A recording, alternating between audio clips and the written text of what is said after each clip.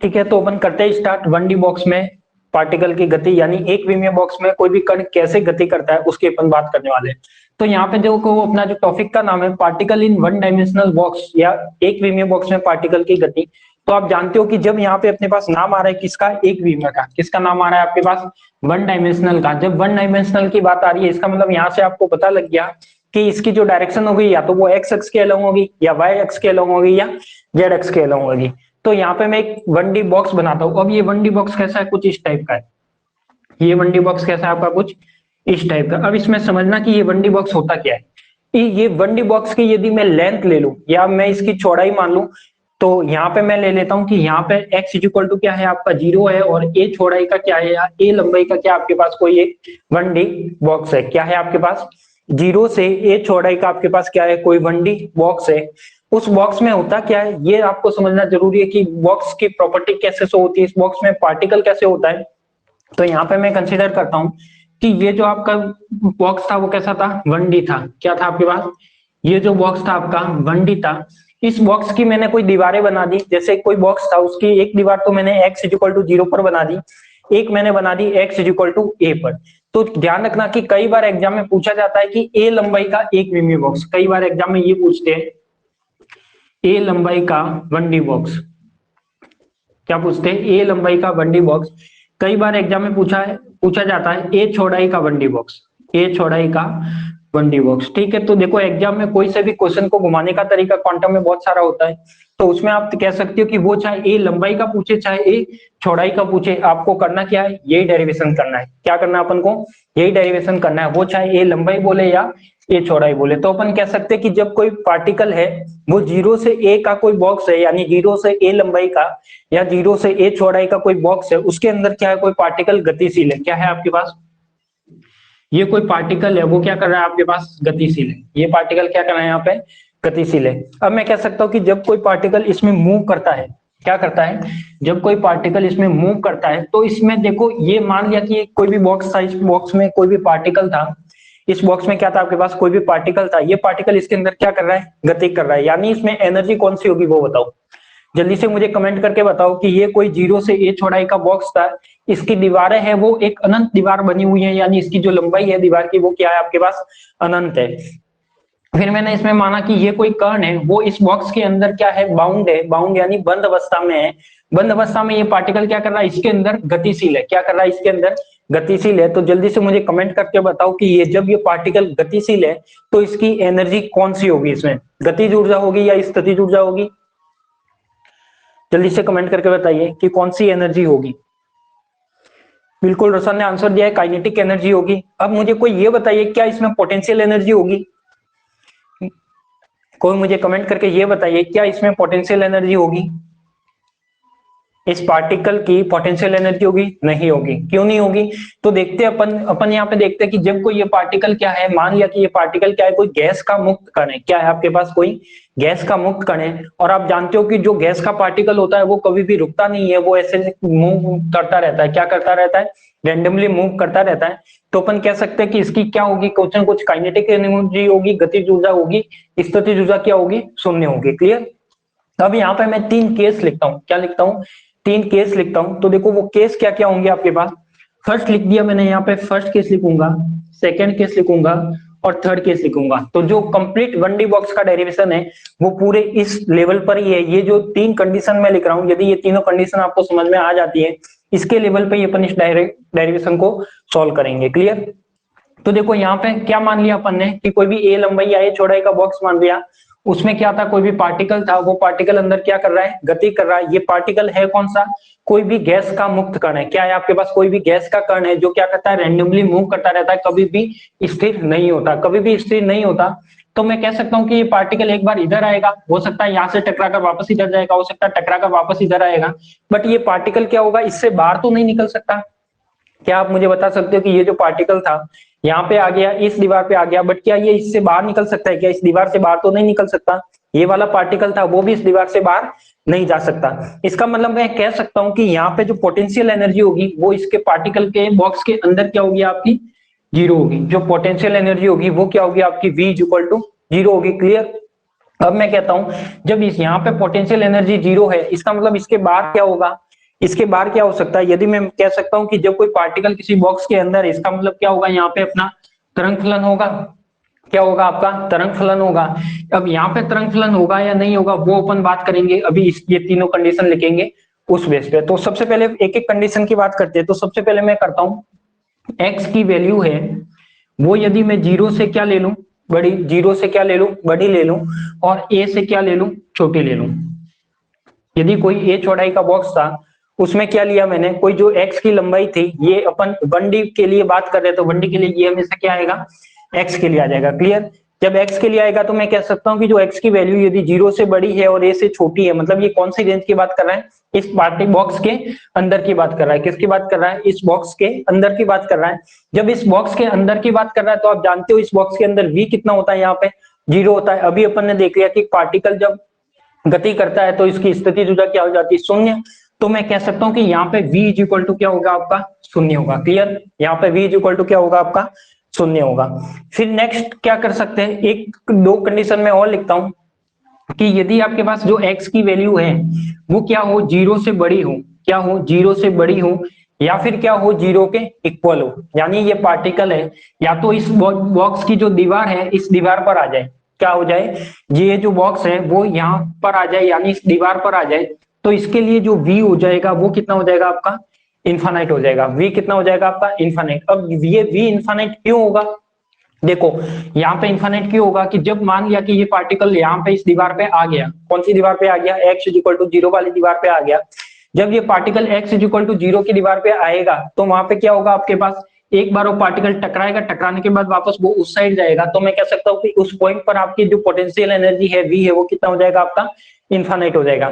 यानी मैं कह सकता हूँ कि इस दीवार पर और इस दीवार पर जो आपका पोटेंशियल होगा वो कितना होना चाहिए, आपका इन्फानाइट होना चाहिए। कितना होना चाहिए, v is equal to infinite. तो मैं कह सकता हूं यदि x की वैल्यू जीरो से बड़ी हो, या इसके दीवार के बाहर की बात करते हैं या इस दीवार के उस साइड की बात करते हैं, तो वहां पे v इज इक्वल टू कितना होना चाहिए, आपका इन्फानाइट होना चाहिए। तो v इज इक्वल टू कितना होना चाहिए, इन्फानाइट। तो मैं कह सकता हूं कि जब x की वैल्यू a से बड़ी होगी तो भी वो क्या देगा, अपना इन्फानाइट देगा। क्लियर।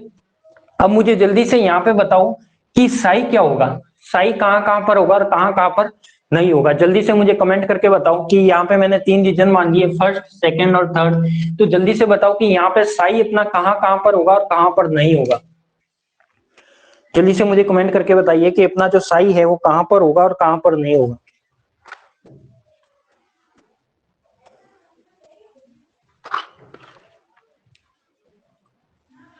बताओ जल्दी से। देखो यहाँ पे साई कहां पर होगा, साई ओनली कहां पर होगा, आप जानते हो कि जब पार्टिकल जीरो से ए की रेंज में है, जब अपना पार्टिकल है वो जीरो से ए रेंज, जीरो से ए की रेंज में है, इसका मतलब यहाँ पे साई क्या होना चाहिए, आपका नॉट इक्वल टू जीरो होना चाहिए। यानी यहाँ पे साई की कुछ ना कुछ वैल्यू होगी।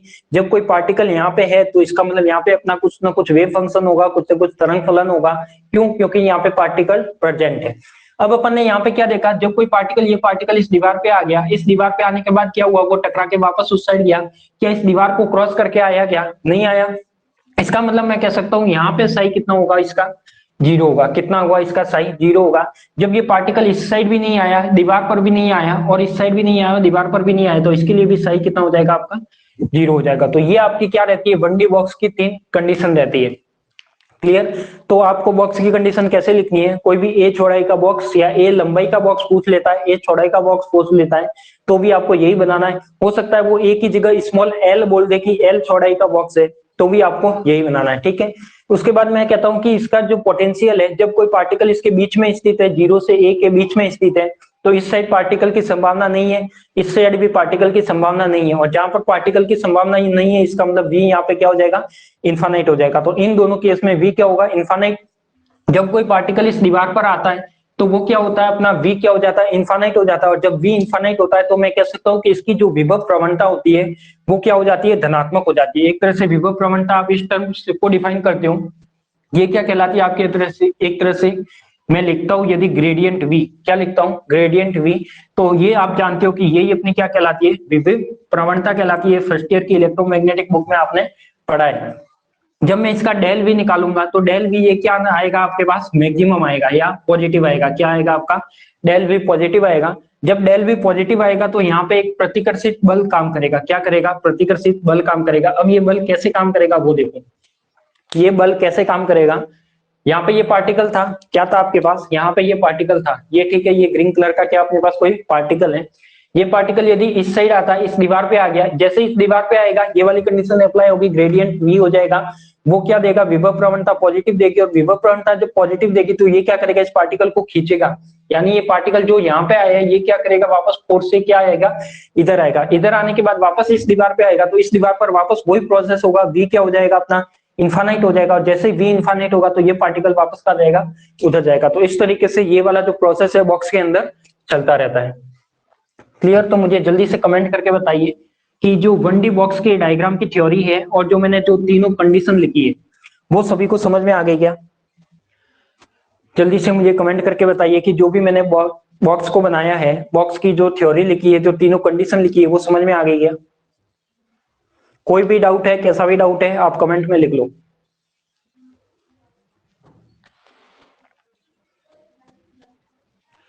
जो भी लाइव क्लास में है सभी बताएं।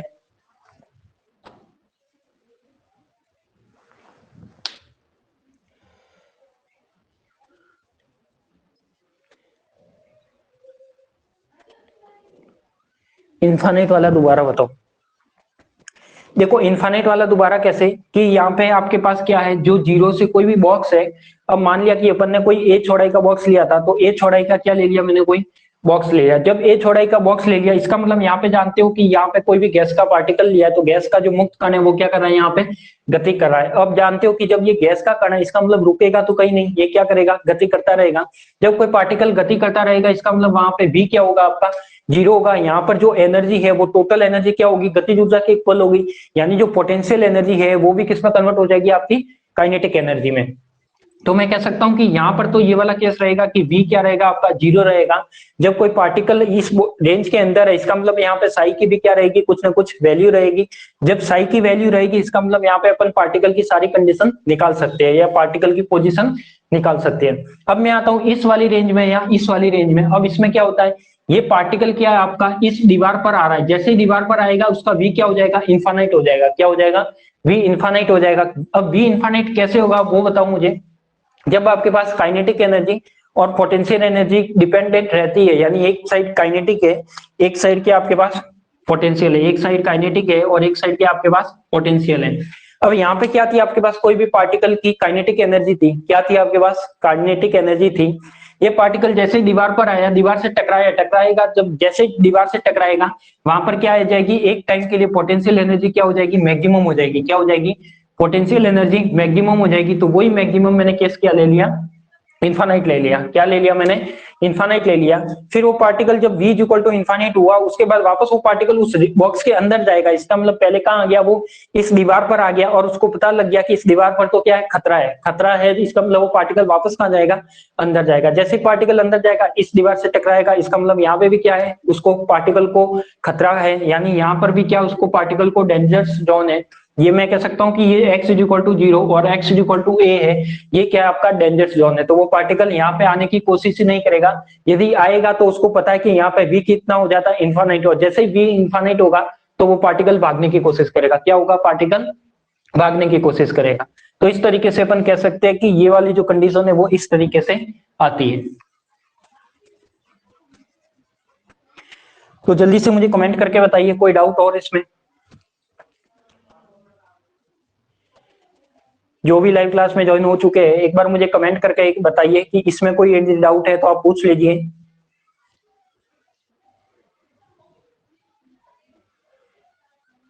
कमेंट थोड़ा फास्ट कीजिए ताकि अपन को थोड़ा लंबा टॉपिक है तो इसको कवर भी करना है पूरा। कोई भी डाउट नहीं है, चले आगे। ठीक है, तो चलते आगे। तो सबसे पहले अपन ने क्या किया? बॉक्स ले लिया और बॉक्स की मैंने तीनों कंडीशन लिख ली।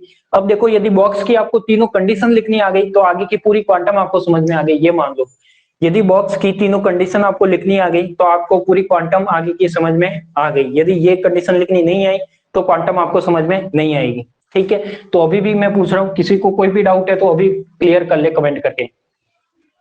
किसी को कोई डाउट नहीं है तो चलते आगे। ठीक है, तो अपन को अब इसकी कुछ थ्योरी लिख लेते हैं। इस पर जो अपना टॉपिक है एक विमीय बॉक्स में कण की गति, तो इस बॉक्स की गति की अपन क्या करते हैं, यहाँ पे थ्योरी लिख देते हैं। यहाँ पे साइज इक्वल टू 0 होगा, यहाँ पे साइज इक्वल टू 0 होगा, यहाँ पे साइज नॉट इक्वल टू क्या होगा, 0 होगा। क्लियर? तो लिखिए टॉपिक में, थ्योरी में लिख लीजिए, पहले टॉपिक की थ्योरी में लिख लीजिए।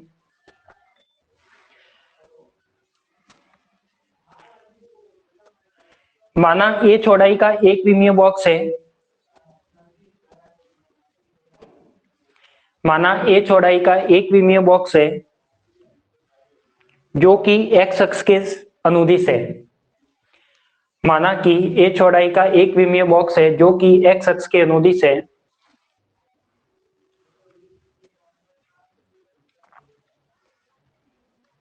माना ए चौड़ाई का एक विमीय बॉक्स है जो कि एक्स अक्ष के अनुदिश है,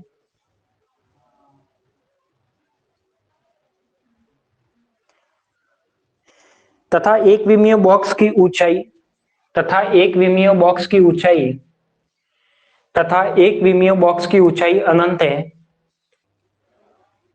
तथा एक विमीय बॉक्स की ऊंचाई अनंत है।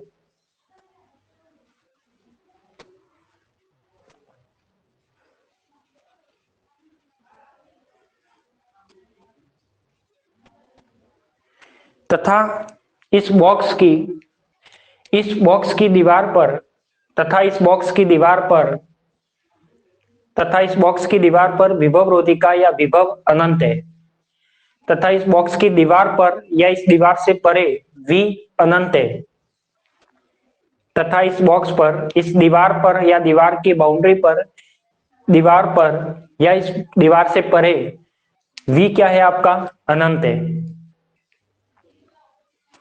V आपका अनंत है, जिसके कारण कण एक विमीय बॉक्स के अंदर उपस्थित रहता है, जिसके कारण कण बॉक्स के अंदर उपस्थित रहता है, जिसके कारण कण बॉक्स के अंदर उपस्थित रहता है।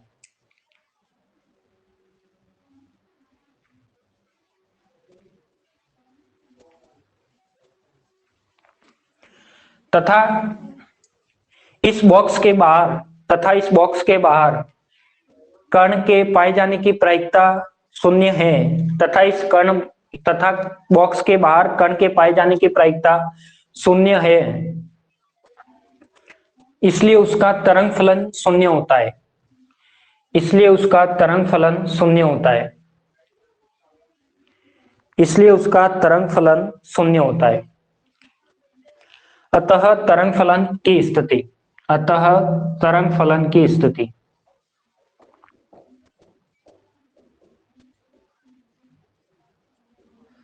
अतः तरंग फलन की स्थिति। तो ये डायग्राम बना लो, डायग्राम बनाने के साथ ये जो तीनों कंडीशन है वो तीनों कंडीशन जल्दी से पहले नोट कर लो।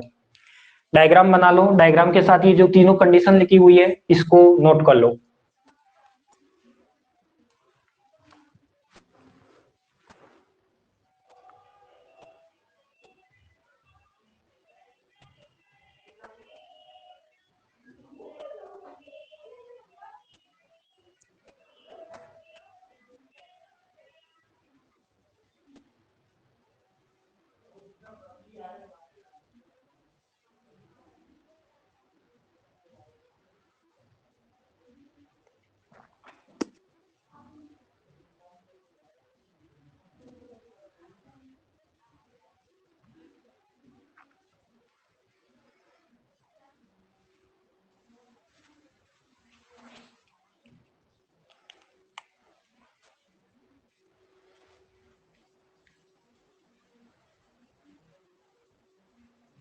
हो गया होगा। अब देखो कॉपी पेन को साइड में रख दीजिए। अब मैं इसका डेरिवेशन करता हूँ। डेरिवेशन को अच्छे से समझना है, कैसे सॉल्व होता है वो आपको देखना है, उसके बाद अपन आगे की इंक्वायरी करेंगे। ठीक है, तो सबका कॉपी पेन एक साइड में, डायग्राम आपने बना दिया होगा, तीनों कंडीशन आपको समझ में आ गई होगी और कंडीशन लिख भी दी होगी। क्लियर? अब मैं यहाँ पे बात करता हूँ कि इसकी डेरिवेशन कैसे प्रूव करते हैं। तो सबसे पहले यहाँ पे अपन जो भी मैंने बताया था पहले की क्लास में कि जो भी क्वांटम मैकेनिक्स की जो भी प्रॉब्लम होती है उन प्रॉब्लम को सॉल्व करने के लिए श्रोडिंगर इक्वेशन काम में लेते हैं। क्या काम में लेते हैं?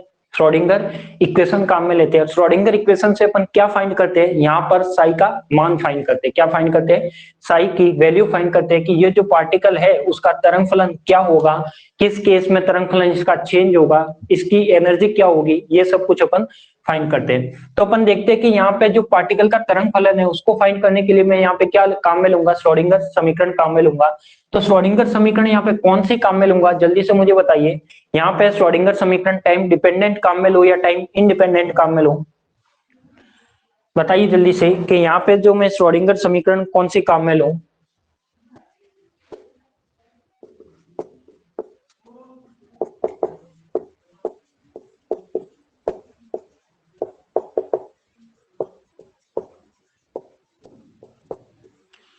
तो यहाँ पे मैं काम में ले सकता हूँ कौन सी, टाइम इंडिपेंडेंट, क्योंकि आप देखो यहाँ पे जो अपना बॉक्स है उस बॉक्स में टाइम का कोई भी रोल नहीं है, इस पार्टिकल के अंदर टाइम का कोई भी रोल नहीं है, इसलिए मैं यहाँ पे कौन सी इक्वेशन काम में लूंगा, टाइम इंडिपेंडेंट। ठीक है, तो यहाँ पे क्या हो जाएगा, आप जानते हो कि श्रोडिंगर समीकरण थी वो क्या थी, E psi is equal to minus का h cut square by 2m del square psi plus का क्या था, वी साई। क्लियर। अब मैंने माना कि डायग्राम के बेस पे मुझे पता है कि जो आपकी v की वैल्यू है वो क्या है, 0 है, यानी मैं यहाँ पे कह सकता हूँ, यहाँ पे मैं क्या कह सकता हूँ कि E psi is equal to क्या होता है, माइनस का h cut square by 2m del square psi plus का वी साई।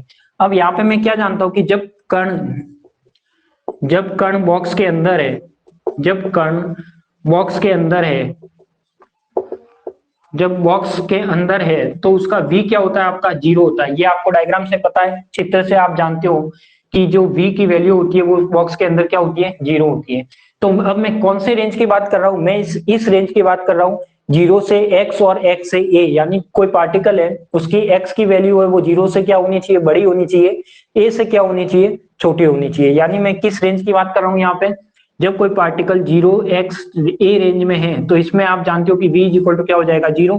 तो ये हो जाएगा आपके पास E psi is equal to minus का h cut square by 2m del square psi plus का v क्या हो जाएगा आपका 0। और जब v 0 हो जाएगा इसका मतलब ये कंप्लीट टर्म यहाँ पे क्या हो जाएगी, 0 हो जाएगी। अब मैं यहाँ पे क्या कह सकता हूँ, अब मुझे इसको क्या करना है, सॉल्व करना है। अब ये पार्टिकल कौन सा है, ये अपन जो प्रॉब्लम मैकेनिक्स है 1D है, यानी एक विमीय है। जब ये प्रॉब्लम अपनी एक विमीय है तो ये डेल बताता है ये कौन से डायमेंशनल की बताता है, ये जो डेल है वो क्या बताता है, डेल स्क्वायर अपॉन में del x square, del square upon में डेल वाई स्क्वायर और डेल स्क्वायर अपॉन में डेल जेड स्क्वायर, ये तीनों को 3D केस में बताता है। जब अपने पास बॉक्स एक विमीय है, जब बॉक्स एक विमीय है,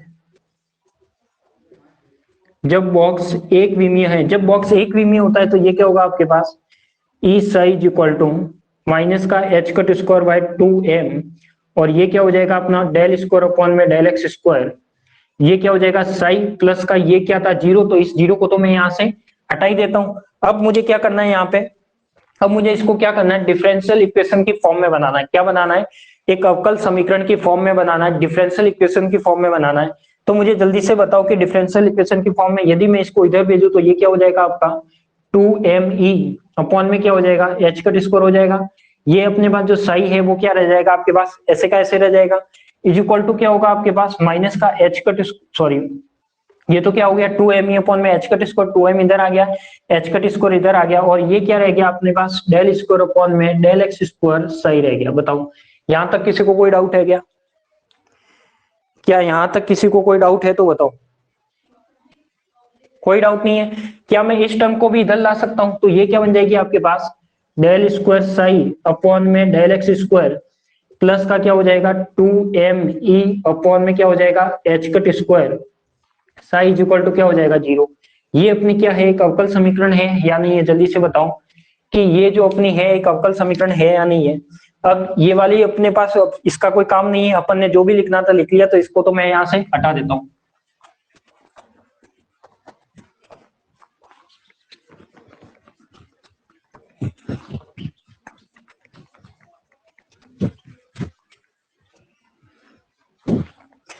देखो ये अपनी क्या बन गई, एक तरह से अवकल समीकरण बन गई, क्या बन गई अपनी अवकल समीकरण बन गई। इसका मतलब मैं यहाँ पे क्या कर सकता हूँ, यहाँ पे मैं एक टर्म मान लेता हूँ, यहाँ पे मैं एक टर्म लिखूंगा कि जो आपका 2me अपॉन में एच कट स्क्वायर है, क्या है आपके पास, क्या है आपके पास 2m ई अपॉन में h कट स्क्वायर है, तो उसकी टर्म लिखूंगा तो इसको मैं क्या मान लेता हूँ k स्क्वायर के, यानी जो 2m ई अपॉन में h कट स्क्वायर है उसको क्या मान लिया मैंने, एक कांस्टेंट के इक्वल मान लिया, k स्क्वायर के इक्वल। क्लियर। अब यहां पे क्या रखूंगा, इसको मैं दे देता हूं समीकरण नंबर 1। तो समीकरण 1 से क्या आएगा आपके पास, इक्वेशन 1 से क्या आएगा, डेल स्क्वायर साई क्या आ जाएगा, डेल स्क्वायर साई अपॉन में del x square plus k square psi is equal to 0, ये आ जाएगा।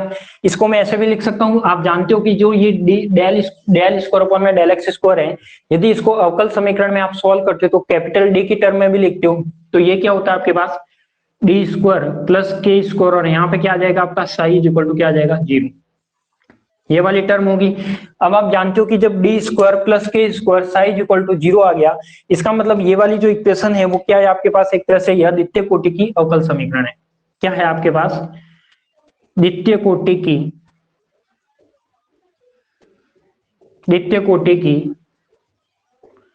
क्या है आपके पास अवकल समीकरण है। जब ये द्वितीय कोटि की अवकल समीकरण है तो अब मुझे क्या करना है, इसका सॉल्यूशन करना है। क्या करना है मुझे, इसका सॉल्यूशन करना है। तो कोई मुझे कमेंट करके इसका सॉल्यूशन बता सकता है क्या, कोई भी स्टूडेंट मुझे कमेंट करके क्या इस इक्वेशन का सॉल्यूशन बता सकता है क्या। कमेंट में सबके चेक कर रहा हूं, तो एक बार कोई ट्राई करो कि इसका सॉल्यूशन क्या होगा।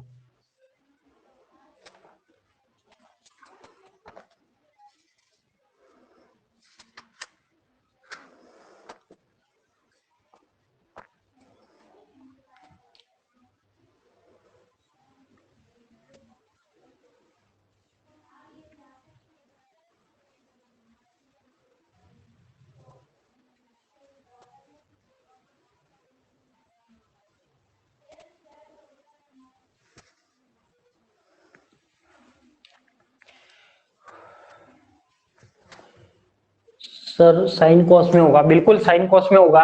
तो भी मैं बता देता हूँ इसका एक शॉर्ट सॉल्यूशन करके आपको, ज्यादा वैसे आगे बार बार तो अपन डायरेक्ट काम में नहीं लेंगे, बट यहाँ पे मैं एक बार आपको करके बता देता हूँ। कोई भी ऐसी डिफरेंशियल इक्वेशन आती है तो आप यहाँ पे क्या करते हो, यहाँ पे m इस d की जगह m रखते हो, यानी m square plus k square करके आप इज इक्वल टू क्या करते हो 0 के इक्वल पुट करते हो, और यहाँ पे आप वैल्यू निकालते हो। क्या निकालते हो आप, यहाँ पे वैल्यू निकालते हो। बताओ ये m की वैल्यू निकालते हो या नहीं निकालते। तो यहाँ पे मैं कह सकता हूँ कि आपके पास जो भी वैल्यू आएगी वो क्या आएगी, एक तरह से यहाँ पे मैं अब m की जगह क्या रखता हूँ, डी स्क्वायर रखता हूँ। क्लियर।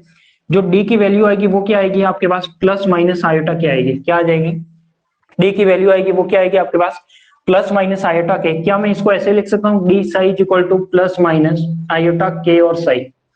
क्या मैं ऐसे लिख सकता हूँ कि D Sai is equal to plus minus iota के साई। अब ये क्या हो जाएगा आपके पास, डी का मतलब क्या होता है डेल अपॉन में डेल एक्स, और ये क्या हो जाएगा साई प्लस माइनस आयोटा के साई हो जाएगा। क्लियर, ये हो सकता है।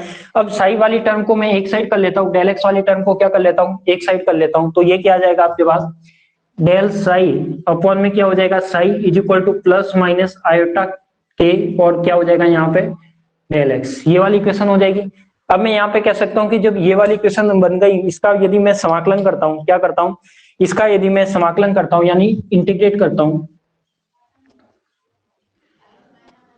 क्या करता हूं, यदि मैं इसका समाकलन करता हूं, दोनों साइड इंटीग्रेट करता हूं, तो दोनों साइड इंटीग्रेट पर इसका रिजल्ट क्या आना चाहिए, ये तो क्या आ जाएगा आपका लॉग साई, ये तो क्या आ जाएगा आपके पास log psi is equal to ये क्या आ जाएगा आपके पास प्लस माइनस आयोटा के डी डेल एक्स का क्या हो जाएगा एक्स, और अपना जो कांस्टेंट ऐड करते हैं वो कांस्टेंट में ले लेता हूं क्या लॉग ई और ए। क्या ले लिया, कोई कांस्टेंट ले लिया लॉग ई और ए। अब मैं यहाँ पे क्या करूंगा, अब मेरे पास जो भी सॉल्यूशन आएगा वो इसको सॉल्यूशन को यदि मैं एंटी लॉग लेके लिखूं तो ये तो क्या हो जाएगा, यदि मैं लॉग साई और ए को एक साइड कर दूं, क्या कर दूं लॉग साई और ए को मैं क्या कर दूं यहाँ पे एक साइड कर लूं, तो साई इज इक्वल टू क्या आ जाएगा आपके पास, इस टाइप का सॉल्यूशन आ जाएगा। ये सॉल्यूशन लिख लूं मैं, साई इज इक्वल टू ए ई की power plus minus iota k x. बताओ जल्दी से कि ये वाला सॉल्यूशन आएगा या नहीं आएगा।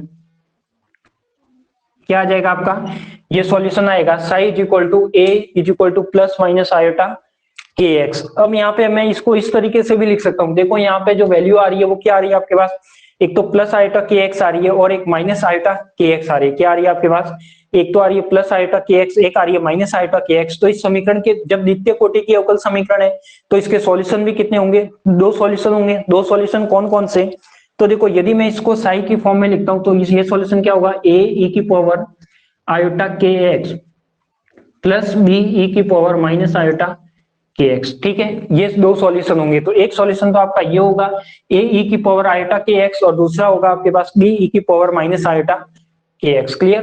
तो एक तो अपन सॉल्यूशन निकालते हैं इस तरीके से। अब ये जो सॉल्यूशन आया है, इसी सॉल्यूशन को अपन क्या करते हैं, साइन कॉस में कन्वर्ट करते हैं। तो आप जानते हो कि जब इसको साइन कॉस में कन्वर्ट किया जाता है तो इसका सॉल्यूशन क्या आता है। तो आप जानते हो कि जो इसका साइन कॉस में टर्म आती है वो क्या आती है आपके पास, ए sine k x plus B cos का के एक्स, इस टाइप में कोई टर्म आती है आपके पास। यानी इसका सॉल्यूशन क्या आ जाएगा आपके पास, ए साइन के एक्स प्लस का, यानी समीकरण का हल,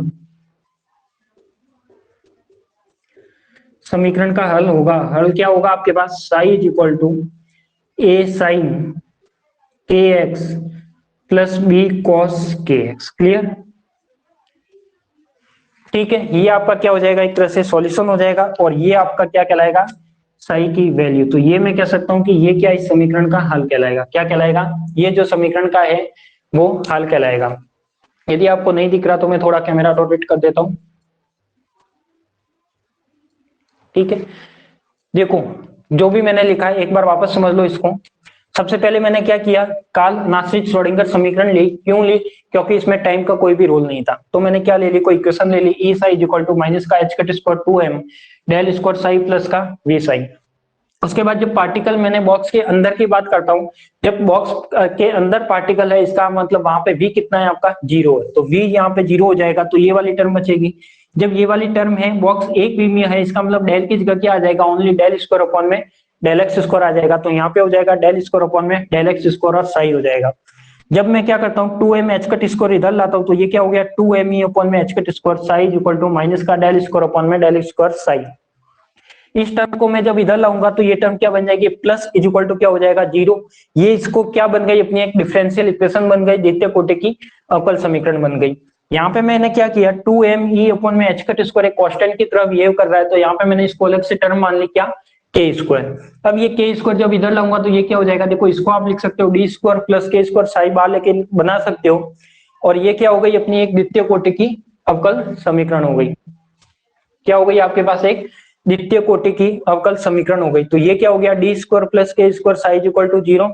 ये क्या आपकी एक द्वितीय कोटि की अवकल समीकरण है।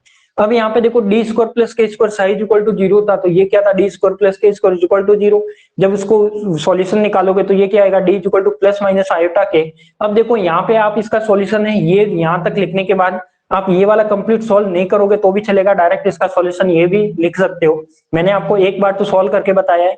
अब आगे जहां भी अपन यूज लेंगे वहां अपन ये डायरेक्ट सॉल्यूशन लिखेंगे, कि ऐसी कोई इक्वेशन बनेगी तो उसका सॉल्यूशन अपन इस रूप में लिखेंगे। क्लियर? तो ये याद रख लेना, एक बार मैंने सॉल्व करके बता दिया कि कैसे इसको सॉल्व करते हैं, बट अब अपन क्या करेंगे, इसका डायरेक्ट सॉल्यूशन लिखेंगे। तो ये जो द्वितीय कोटि के अवकल समीकरण है, इसका सॉल्यूशन क्या आ गया, ए sine k x plus B cos k x. Clear? तो बताओ यहां तक जो मैंने आपको बताया है, इसमें कुछ डाउट है तो मुझे जल्दी से कमेंट करके बताओ। यदि डाउट नहीं है तो जल्दी से इसको नोट करो।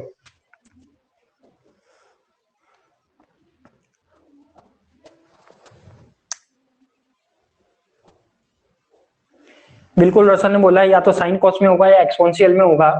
तो कब एक्सपोनेंशियल में होगा और कब साइन कॉस में होगा वो भी मैं आपको आगे जाके आगे वाले डेरिवेशन में क्लियर करूंगा। बट अभी आपको ये वाली जैसे कंडीशन बनती है, आपको इसका सॉल्यूशन साइन कॉस में लेना है। किसी को कुछ पूछना है, डाउट है तो कमेंट करके जल्दी से बता दो। किसी को कुछ भी डाउट है तो कमेंट करके मुझे बता दो जल्दी से। मेरी नजर इस साइड कमेंट पे रहती है, इसलिए मैं बार बार उसी को देखता हूँ कि कोई कमेंट आए तो मैं देखूं।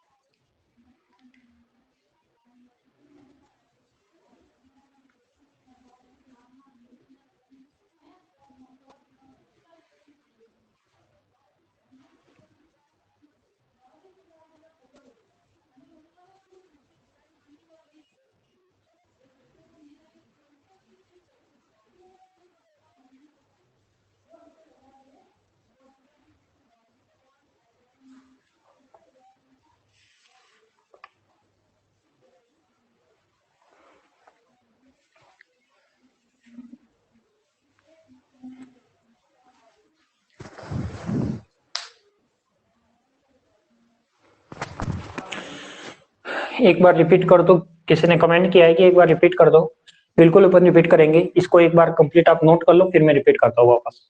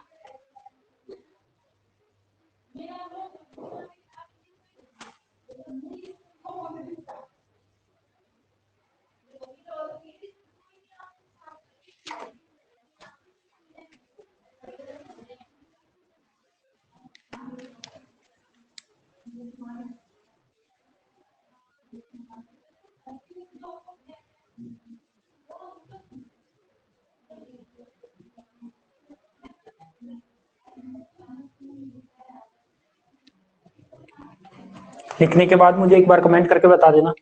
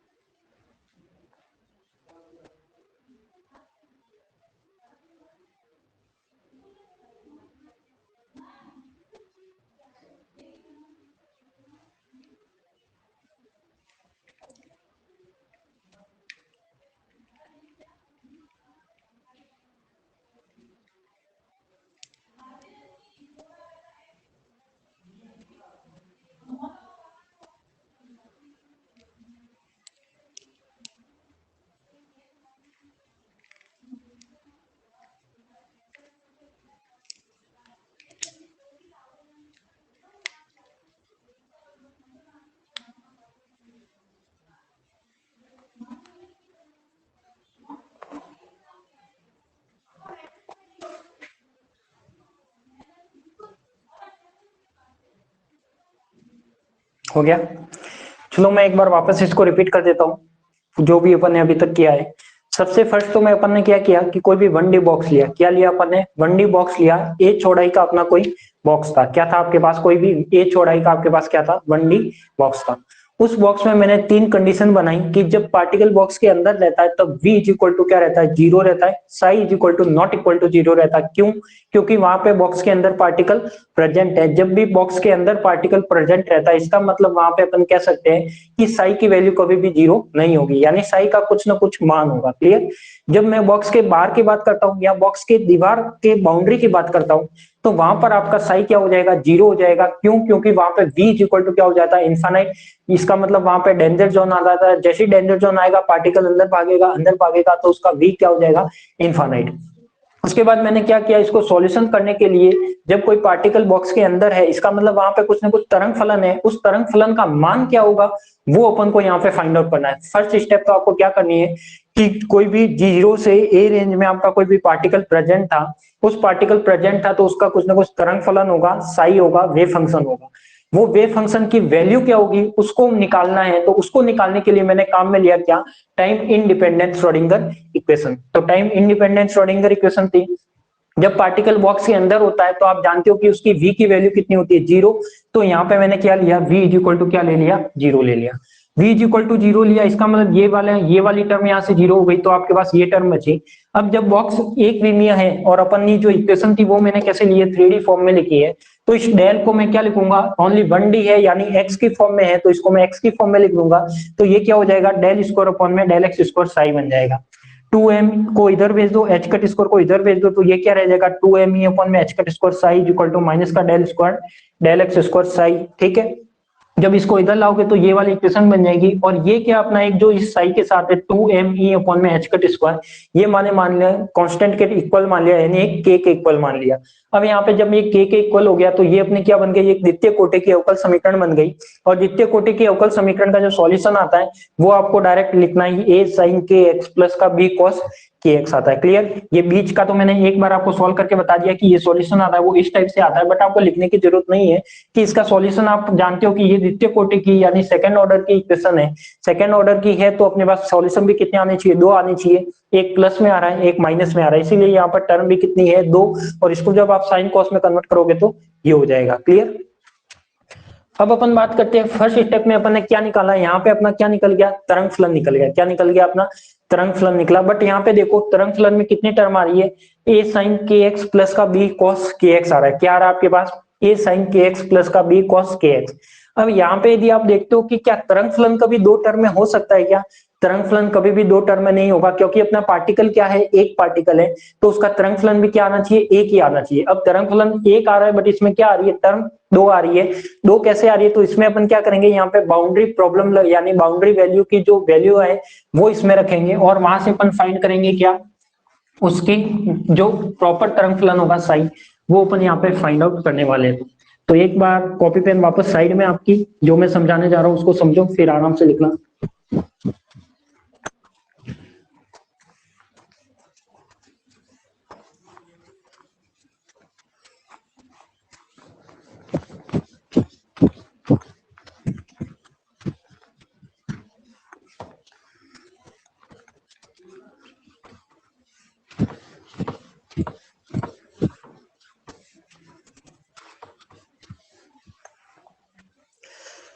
देखो नेक्स्ट क्या करते हैं अपन, नेक्स्ट करते हैं कि जो भी अपन ने अवकल समीकरण आई थी उसका अपन सॉल्यूशन करते हैं। सर जीरो है तो क्या वहां पार्टिकल प्रेजेंट नहीं होता? एक ने पूछा है कि जीरो है इसका मतलब पार्टिकल प्रेजेंट नहीं होता। बिल्कुल, यदि साई का मान जीरो है इसका मतलब वहां पे क्या हो गया, मीनिंगलेस है, वहां पर कोई पार्टिकल है ही नहीं, इसीलिए साई का मान क्या है, जीरो है। यदि पार्टिकल कहीं भी होता तो उसका साई का मान कुछ ना कुछ होता। क्लियर? अब देखो अपने पास क्या आया, जो अवकल समीकरण का हल आया, क्या आया,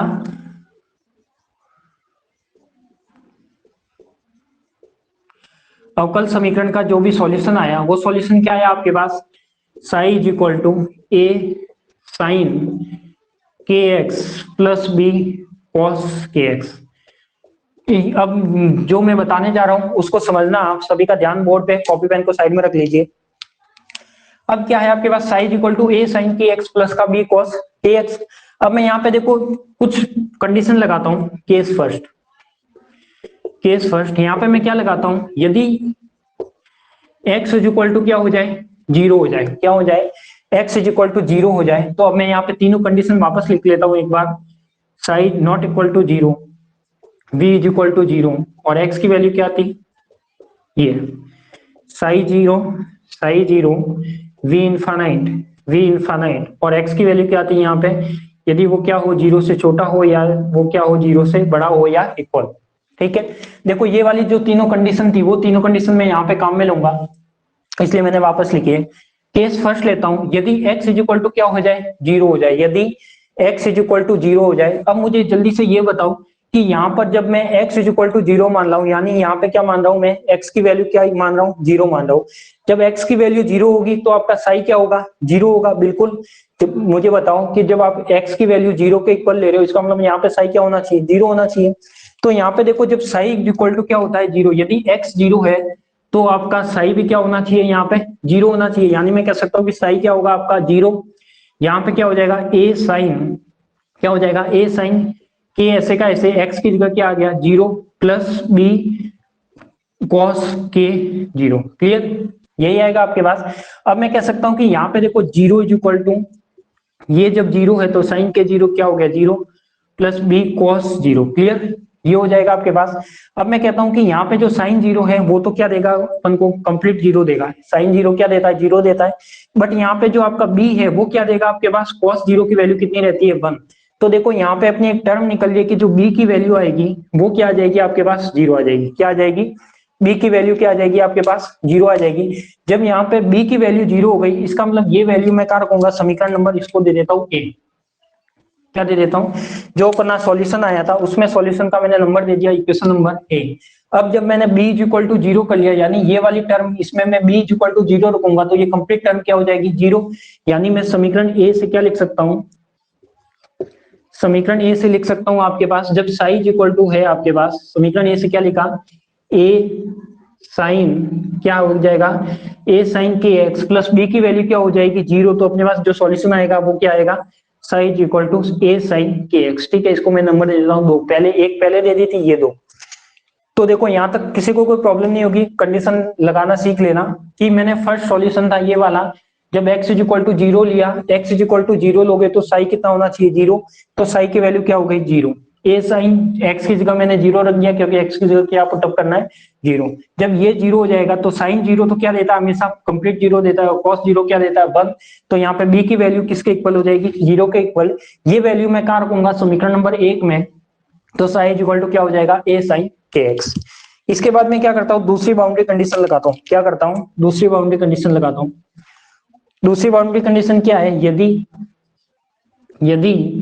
x is equal to A हो तो, यदि x is equal to A हो तो, अब मुझे जल्दी से बताओ, यदि आपके पास x इज इक्वल टू ए लेता हूं, क्या लेता हूं x इज इक्वल टू ए लेता हूं, यानी मैं एक बाउंड्री वैल्यू की बात कर रहा हूं, ये कोई बॉक्स था, पहले मैंने क्या लिया पार्टिकल के अंदर की बात की, जब पार्टिकल के अंदर की बात की तो साई आपका क्या आया 2 टर्म में आया, क्लियर। जब पार्टिकल के अंदर की बात की तो यहाँ पे साई क्या आया इस टर्म में आया। अब मैं बात कर रहा हूँ कि यदि पार्टिकल इस पर आ जाए x इज इक्वल टू क्या हो जाए 0 हो जाए, या x is equal to A हो जाए, जब particle x is equal to 0 होगा इसका मतलब यहाँ पे सॉल्यूशन क्या आएगा a साइन के x। जब particle x is equal to A पर आएगा, जब x is equal to A पर आएगा तो ये क्या हो जाएगा साई इज इक्वल टू वापस क्या देगा 0। जब साई इज इक्वल टू 0 देगा और ये क्या रह गया आपके पास a साइन, क्या रह जाएगा a साइन k, और यहाँ पे k की जगह क्या हो जाएगा k a, ये हो सकता है।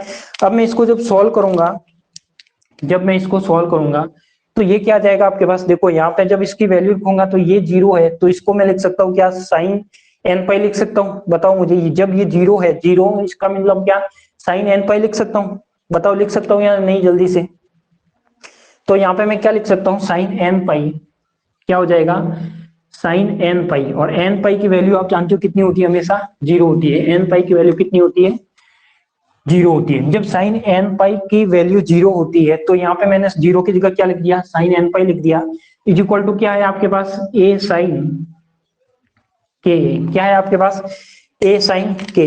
अब मुझे बताओ यहाँ से यदि मुझे वैल्यू निकालनी है तो मैं वैल्यू निकाल सकता हूँ क्या, जल्दी से कमेंट करके बताओ, जल्दी से मुझे कमेंट करके बताओ कि आपके पास यहाँ पे जो वैल्यू है, या फिर इसमें एक टर्म और ऐड कर दो। अब देखो यहाँ पे जो ए है वो आपका क्या है कांस्टेंट है, जो आपका a है वो कांस्टेंट है, तो यहाँ पे a कभी भी नियतांक 0 के इक्वल नहीं हो सकता, ये भी अपन जानते हैं कि a अपना क्या है कांस्टेंट है, और ये कांस्टेंट की वैल्यू कभी भी 0 के इक्वल नहीं हो सकती।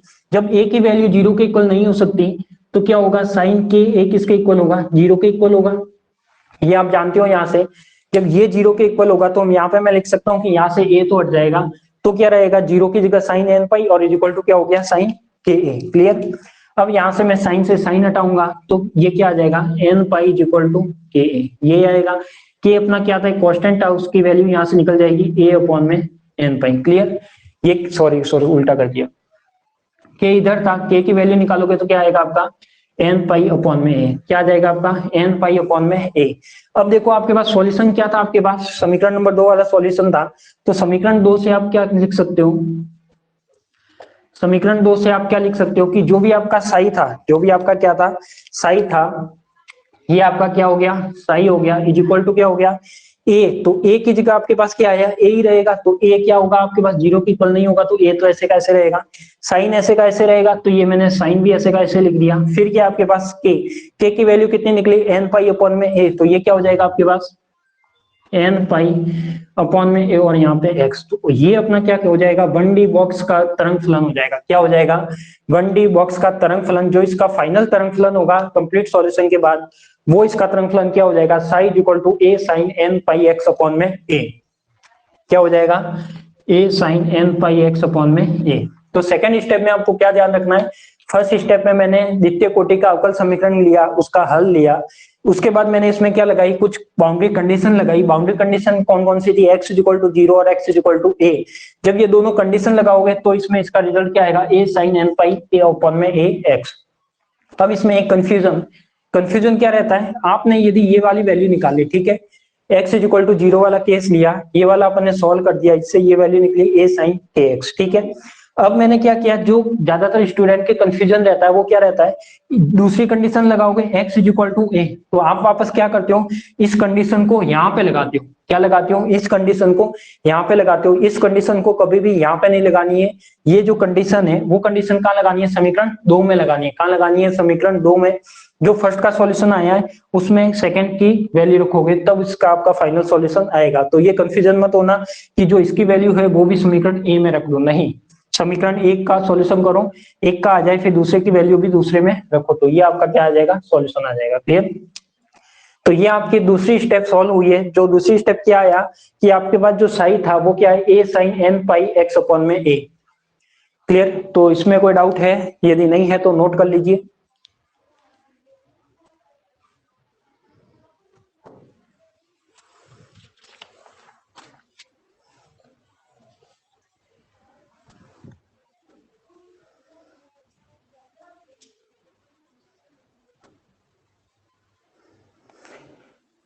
समीकरण नंबर कितना दो इसको, 3 दे दो, और लास्ट में लिख लेना कि समीकरण 3 एक विमीय बॉक्स का तरंग फलन है।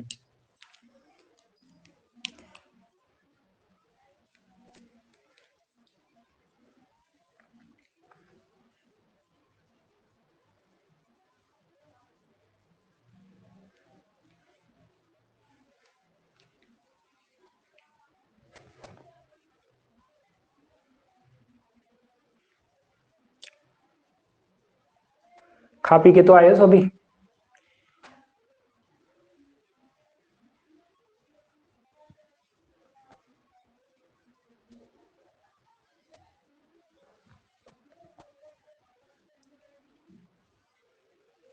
बिल्कुल, रोशन लॉरी ने पूछा है कि कैपिटल ए की वैल्यू हम नॉर्मलाइजेशन से निकालेंगे। बिल्कुल, इसके आगे वाली जो स्टेप है वो वही है कि ए की वैल्यू अपन को निकालनी है और वो निकलेगी नॉर्मलाइजेशन से।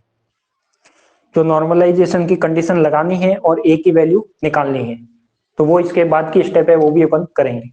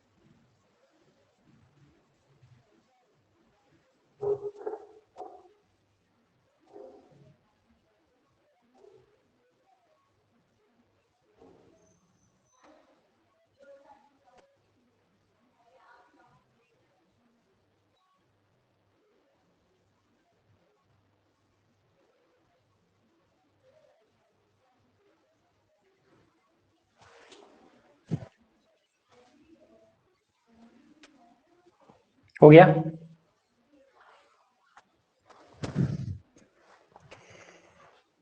ठीक है, हो गया, तो चलते आगे। तो इसके आगे लिख लेना समीकरण 3 समीकरण 3 एक विमीय बॉक्स में कण का तरंग फलन है। समीकरण 3 एक विमीय बॉक्स में कण का तरंग फलन है।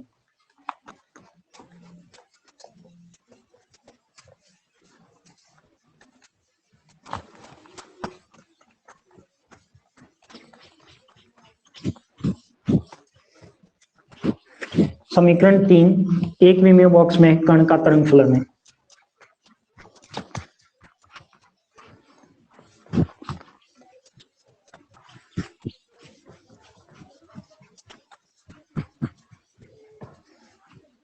नेक्स्ट क्या करना है? अब नेक्स्ट आप जानते हो कि अपना जो तरंग फलन आया वो क्या है यहाँ पे, psi is equal to A sine n pi x upon में क्या हो गया आपके पास, ये हो गया। ये आपका क्या आया, कोई भी 1D बॉक्स में कण का तरंग फलन आ गया, इसका फाइनल तरंग फलन। ठीक है, अब मुझे यहाँ पे क्या निकालना है? अब मुझे यहाँ पे निकालना है प्रसामान्यीकृत संबंध से ए की वैल्यू। यानी अब मुझे यहाँ पे चेक करता हूँ कि ये क्या तरंग फलन प्रसामान्यीकृत है का। तो आप यदि आप ये तरंग फलन रख के चेक करते हो तो यहाँ पे ये तरंग फलन प्रसामान्यीकृत नहीं है। तो इसका मतलब मैं यहाँ पे क्या कर सकता हूँ कि प्रसामान्यीकृत के लिए यानी नॉर्मलाइजेशन के लिए क्या होता है आपका, psi star psi d tau is equal to क्या होता है, 1 होता है। क्या होता है? Psi star psi d tau is equal to 1। अब यहाँ पे मैं यदि वैल्यू रखता हूं तो देखो इसकी वैल्यू क्या हो जाएगी। अब आप जानते हो तरंग फलन प्रसामान्यीकृत तो नहीं है, तो अब इसको क्या करना है, सबसे पहले प्रसामान्यीकृत बनाना है। तो प्रसामान्यीकृत बनाता हूं मैं इसे, कैसे बनाते हैं देखो। ये इंटीग्रेशन हो गया, लिमिट क्या है आपके पास, बॉक्स की रेंज क्या है, 0 से a की रेंज है, तो मैंने क्या ले ली, 0 से a की रेंज। साई स्टार है, क्या हो जाएगा, a sine n pi x upon में a। अब देखो यहाँ पे अपने पास कोई भी आयोटा वाली टर्म नहीं है, तो आयोटा होती तो उसका कॉम्प्लेक्स होता, यदि नहीं है तो मैं इसका डायरेक्ट क्या करूंगा, साइन ए स्क्वायर और साइन स्क्वायर, और यहाँ पे क्या हो जाएगा, d x is equal to 1। Clear? जब मैं इसको सॉल्व करूंगा तो देखो ए स्क्वायर तो बाहर आ गया, तो ये क्या रह जाएगा, 0 से a sine square n pi x upon में a और d x is equal to 1। फिर अब मैं इसको जब सॉल्व करूंगा तो इसको साइन स्क्वायर वाली टर्म है, तो ये सॉल्व कैसे होती है, तो ये आप अच्छे से जानते हो, 0 से a 1 minus cos 2n pi x upon में a, और अपॉन में क्या आता है इसका 2 आता है, तो ये 2 क्या आ जाएगा आपका, बाहर आ जाएगा, इज इक्वल टू 1। तो ये हो जाएगा आपके पास a स्क्वायर बाय 2। अब मैं इसको सॉल्व करता हूँ, ये 0 से o हो जाएगा, 1 की जगह क्या आ जाएगा, dx माइनस 0 से a, और ये क्या हो जाएगा आपके पास, cos 2n pi x upon में क्या हो जाएगा आपका a। Clear? Is equal to क्या चल रहा है अपना 1। नेक्स्ट टर्म में मैं क्या करूंगा, नेक्स्ट टर्म में मैं ये करूंगा कि मुझे क्या निकालनी है, कांस्टेंट a की वैल्यू निकालनी है। तो उसके लिए a स्क्वायर बाय 2, तो ऐसे का ऐसे, तो ये क्या हो गया आपका a स्क्वायर बाय 2 ऐसे का ऐसे। 0 से a का समाकलन किया, तो इसका समाकलन क्या हो गया आपके पास, इसका समाकलन हो गया x, और लिमिट क्या लगाओगे, 0 से a। क्लियर? फिर आपके पास क्या है, माइनस, तो ये क्या हो जाएगा माइनस, जब cos का इंटीग्रेशन करोगे, cos का इंटीग्रेशन क्या होगा, साइन, तो ये हो जाएगा sign 2n pi x upon में a। जब इंटीग्रेशन कर रहे हो तो इसके नीचे वैल्यू आ जाएगी 2n पाई अपॉन में a, और इसकी लिमिट क्या लगोगी, 0 से a। जब इसको सॉल्व करोगे इक्वल टू क्या चल रहा है आपका 1, तो इक्वल टू 1, तो ये क्या हो जाएगा आपका a स्क्वायर बाय 2। यहाँ पे जब लिमिट लगाओगे तो ये वैल्यू तो क्या देगा a, क्योंकि upper limit minus lower limit a minus 0 क्या देगा a, माइनस इसका आकलन करोगे तो ये क्या हो गया, अब देखो यहाँ पे इंटीग्रेशन तो हो गया, यहाँ a हो गया 2n पाई हो जाएगा, ये ऑपोजिट हो जाएगा, और यहाँ पे क्या बचेगा, sine 2n pi x upon में a, और लिमिट क्या लगानी है, 0 से a is equal to 1। Clear?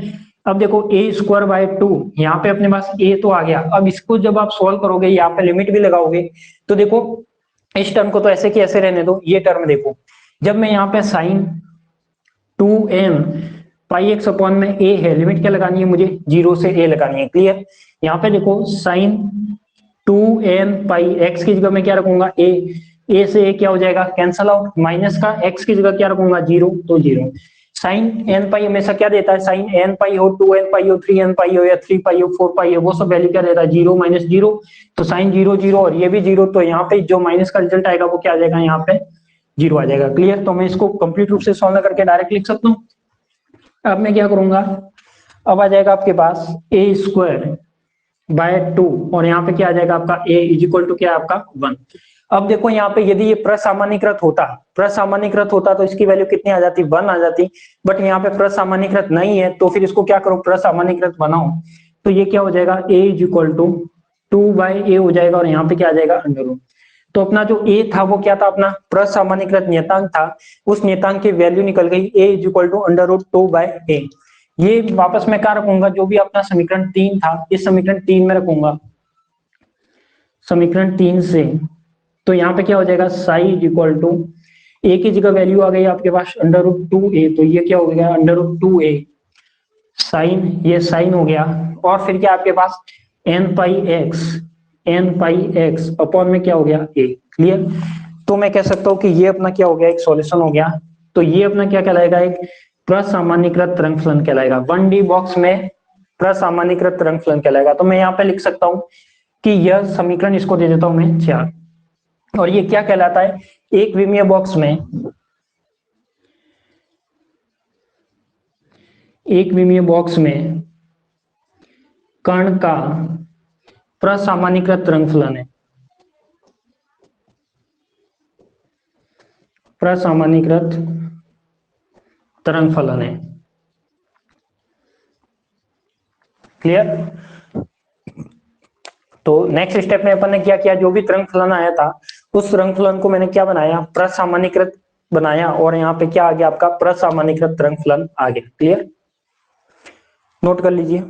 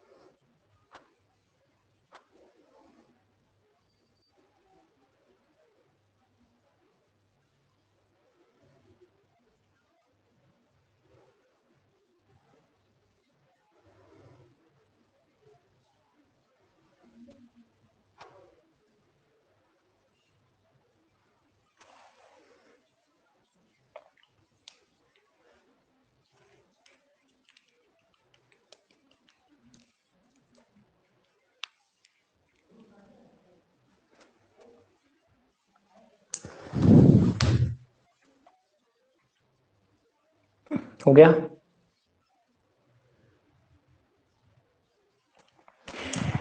तो अपने पास क्या आ गया, तरंग फलन आ गया। अब अपन को क्या निकालना है, यहाँ पे नेक्स्ट स्टेप में अपन को निकालना है इसका ऊर्जा का मान। यानी कोई भी आपके पास जो 1D बॉक्स में पार्टिकल था, उस पार्टिकल की क्या निकालनी है अपन को, एनर्जी निकालनी है। अब एनर्जी कैसे निकालती है वो बात करते हैं, इसी इसी टॉपिक का है, अलग टॉपिक नहीं है। 1D बॉक्स की बात कर रहे हैं अपन।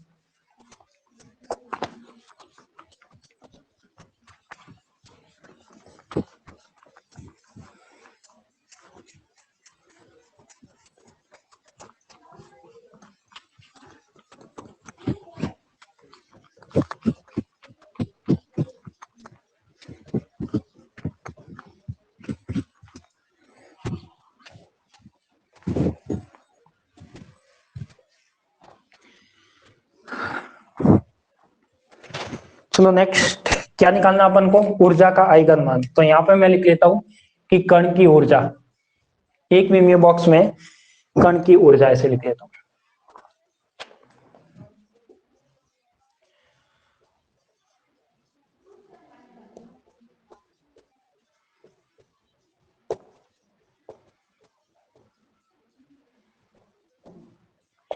एक विमीय बॉक्स में कण की ऊर्जा, या फिर मैं लिख सकता हूं ऊर्जा का आइगन मान।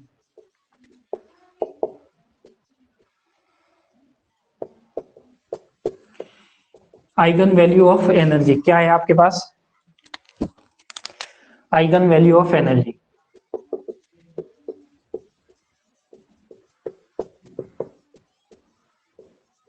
अब देखो आइगन वैल्यू ऑफ एनर्जी कैसे निकलेगी, उसकी बात करते हैं कि आइगन वैल्यू ऑफ एनर्जी कैसे निकाले। तो अपन ने अभी एक टर्म मानी थी, जो भी श्रोडिंगर इक्वेशन ली उसमें एक टर्म आई थी क्या, 2me अपॉन में एच कट स्क्वायर को क्या माना था मैंने, के स्क्वायर। क्लियर।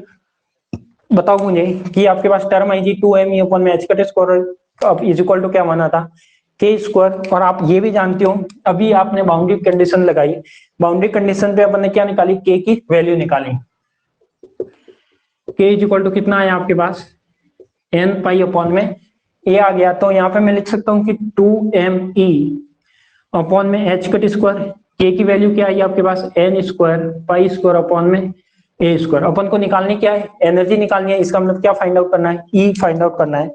तो ई के लिए क्या आ जाएगा, देखो यहाँ पे क्या आ जाएगा आपके पास, E is equal to n square pi square h cut square upon में क्या आ जाएगा 2m और ए स्क्वायर। क्लियर।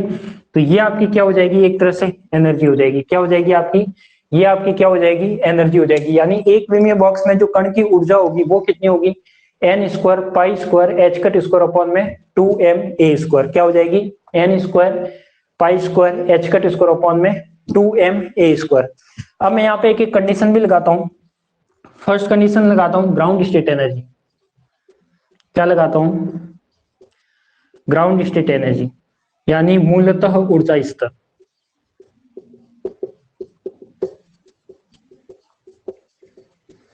जब मूलतः ऊर्जा स्तर लगाऊंगा तो मुझे जल्दी से बताओ कि मुझे यहाँ पे ये क्या आ गई, आपकी एनर्जी की टर्म आ गई। मुझे ग्राउंड स्टेट एनर्जी निकालनी है, तो ग्राउंड स्टेट एनर्जी निकालने के लिए मैं एन की वैल्यू क्या रखूं, जल्दी से कमेंट करके बताओ कि मुझे ग्राउंड स्टेट एनर्जी निकालनी है तो उसके एन की वैल्यू क्या रखूं। देखो कोई बता रहा है 0, कोई बता रहा है 1, तो इसमें भी आप कंफ्यूज हो कि 0 क्यों है और 1 क्यों है। तो इसको भी मैं यहाँ पे आपके सामने क्लियर कर देता हूँ। यदि आप यहाँ पे क्या लेते हो, यदि ग्राउंड स्टेट की बात करते हो, क्या बात करते हो ग्राउंड स्टेट की, यदि मैं एन इज इक्वल टू क्या लेता हूँ यहाँ पे 0 लेता हूँ, क्या लेता हूँ एन इज इक्वल टू 0 लेता हूँ, तो यहाँ पे ई क्या हो जाएगी आपके पास 0 हो जाएगा, क्या हो जाएगा ई इज इक्वल टू क्या हो जाएगा 0। ई इज इक्वल टू 0 का मीनिंग क्या हुआ, ई इज इक्वल टू 0 का मीनिंग हुआ कि जब कोई पार्टिकल है उस वो पार्टिकल की एनर्जी क्या है आपकी ई इज इक्वल टू 0, यानी उस पार्टिकल की एनर्जी 0 है। इसका मतलब वहां पे पार्टिकल क्या है, जब किसी पार्टिकल की एनर्जी 0 है, जब किसी पार्टिकल की एनर्जी 0 है, एनर्जी कहां पर 0 होगी, ये कहां पर 0 होने की बात कर रहा है बॉक्स के अंदर। जब पार्टिकल के जब बॉक्स के अंदर उसकी ई इज इक्वल टू 0 लेते हैं तो ई इज इक्वल टू 0 का मीनिंग क्या आपके पास की बॉक्स की एनर्जी में पार्टिकल की एनर्जी क्या हो गई 0।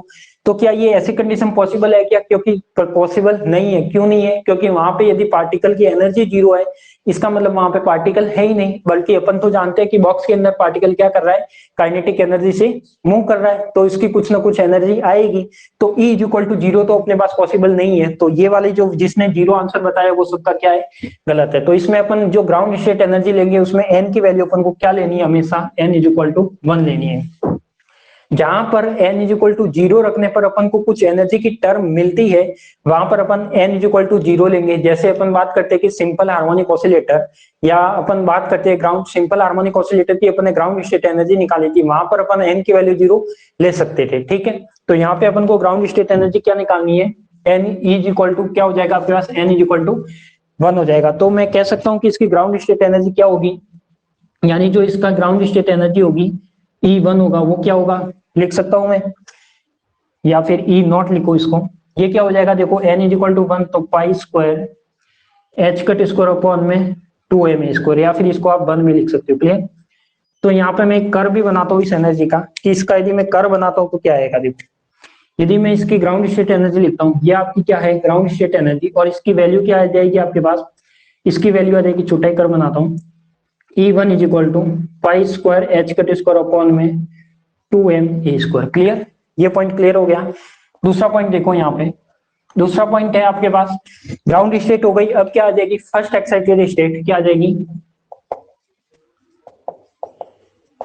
फर्स्ट एक्साइटेड स्टेट एनर्जी, यानी प्रथम ऊर्जा स्तर, प्रथम ऊर्जा स्तर। और प्रथम ऊर्जा स्तर में किसकी बात करेगा, ये जब ग्राउंड स्टेट से ऊपर की बात करेगा, तो ग्राउंड स्टेट से ऊपर की बात करेगा, यानी n इज इक्वल टू क्या आ जाएगा यहाँ पे 2 आ जाएगा। कितना आ जाएगा, n इज इक्वल टू 1 था तो यहाँ पे कितना आ जाएगा n इज इक्वल टू 2, और ये क्या हो जाएगा आपके पास E2 is equal to n की जगह क्या हो जाएगा 2, और 2 का क्या हो जाएगा 4, यानी n स्क्वायर होगा तो ये क्या हो जाएगा 4 पाई square h cut square upon में क्या हो जाएगा 2m ए स्क्वायर। क्या मैं इसको ऐसे लिख सकता हूँ क्या, E2 is equal to 4E1, क्या मैं ऐसे लिख सकता हूँ इसको, कि जो आपके पास E2 आया है, प्रथम ऊर्जा स्तर है, फर्स्ट एक्साइटेड एनर्जी है, उसकी जगह मैं ऐसे लिख सकता हूँ, ये 4 ऐसे का ऐसे रख दिया, और जो बाकी टर्म थी वो किसके इक्वल थी यहाँ पे, E1 के इक्वल। तो इसको मैं क्या लिख सकता हूँ कि जो भी आपकी फर्स्ट एक्साइटेड स्टेट एनर्जी आएगी वो क्या आएगी, फर्स्ट एक्साइटेड स्टेट एनर्जी आएगी, फर्स्ट एक्साइटेड स्टेट एनर्जी आएगी वो कितनी आएगी आपके पास, E2 is equal to 4E1 आएगी। क्लियर।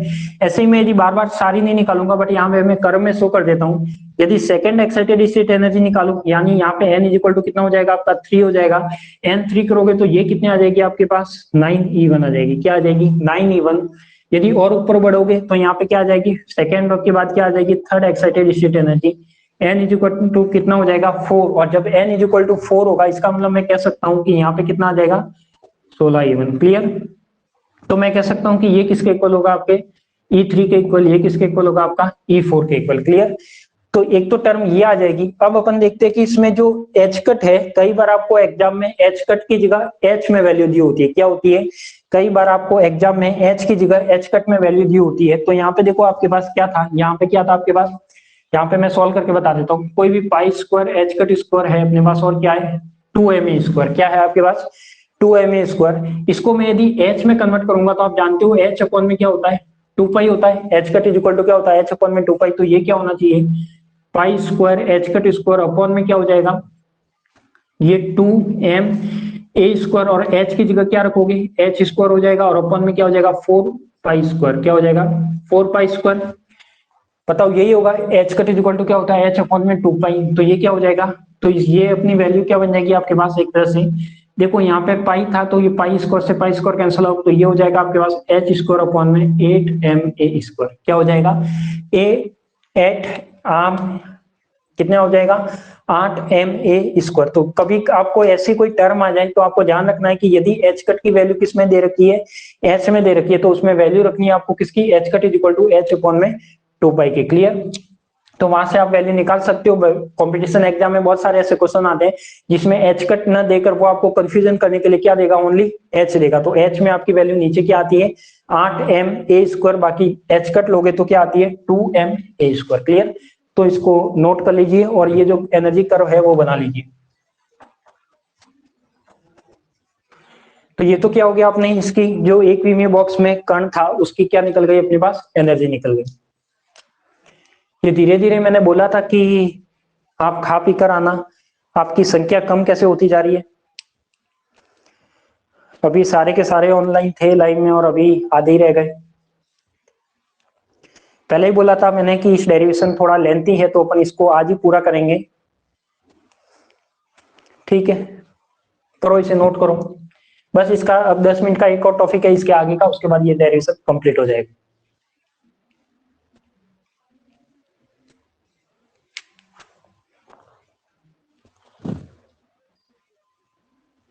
खाने लग गए, अच्छा सभी एक साथ खाने लग गए क्या, मतलब पढ़ाई की तो कुछ वैल्यू ही नहीं है, खाना जरूरी है सबके लिए। ऐसा नहीं है कि कोई समझा रहा है, कोई हमारे लिए मेहनत कर रहा है तो हम थोड़ा वेट कर ले खाने का। चलो कोई बात नहीं, इसको नोट करिए आप।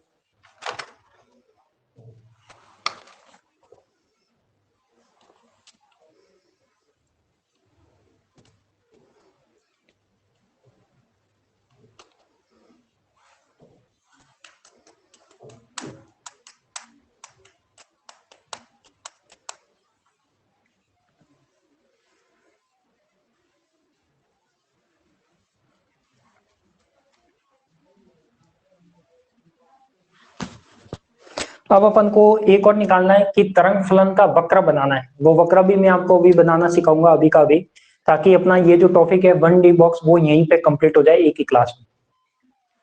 तो थोड़ा सा वेट करिए, क्लास लेंथी हुई है कोई बात नहीं, बट आपको अच्छे से समझ में आएगा वो बड़ी बात है।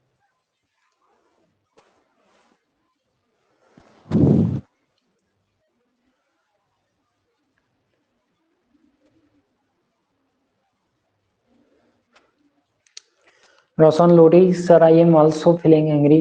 कोई बात नहीं, थोड़ा वेट कर लो, ज्यादा से ज्यादा 10 मिनट, अब ज्यादा नहीं। जिसको भी भूख लग रही है 10 मिनट वेट करो।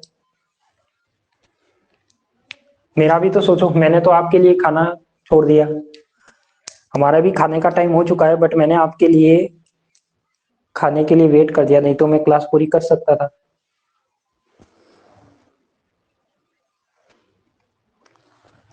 रेखा ने पूछा है सर एग्जाम में इतनी लेंथी डेरिवेशन आएंगी क्या? बिल्कुल रेखा, ये डेरिवेशन है जो एग्जाम में आ भी रखी है, तो आपको ये लेंथी है, तो इसीलिए मैं कह रहा हूँ कि क्वांटम मैकेनिक्स में प्रैक्टिस करनी जरूरी है। यदि यही डेरिवेशन आप अच्छे से प्रैक्टिस करोगे तो आप इसको आसानी से कर सकते हो। तो बिल्कुल आपको ये नहीं मानना है कि ये लेंथी है, इससे लेंथी डेरिवेशन तो भी आगे आने वाली है। ये तो आपकी फर्स्ट डेरिवेशन है, फर्स्ट डेरिवेशन है, लेंथी डेरिवेशन तो भी आगे आएगी, तो चिंता मत करो, आप तो आराम से किए जाओ।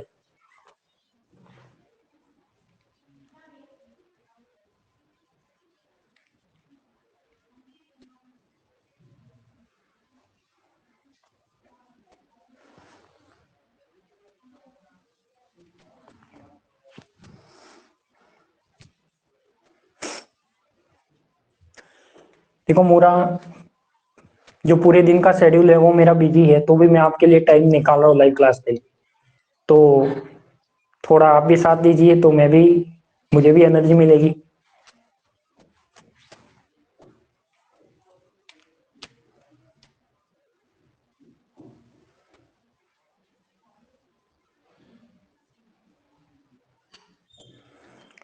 लिख दिया हो तो बढ़े आगे।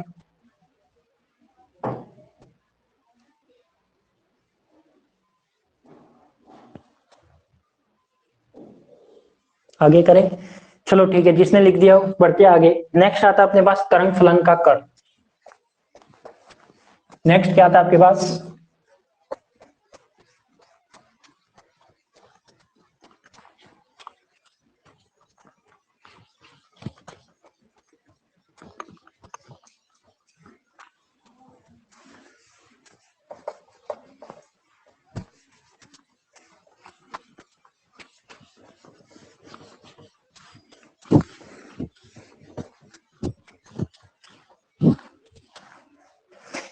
नेक्स्ट आता है अपने पास तरंग फलन का curve.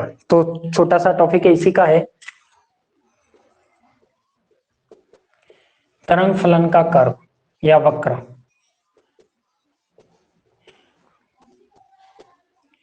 Curve of wave function.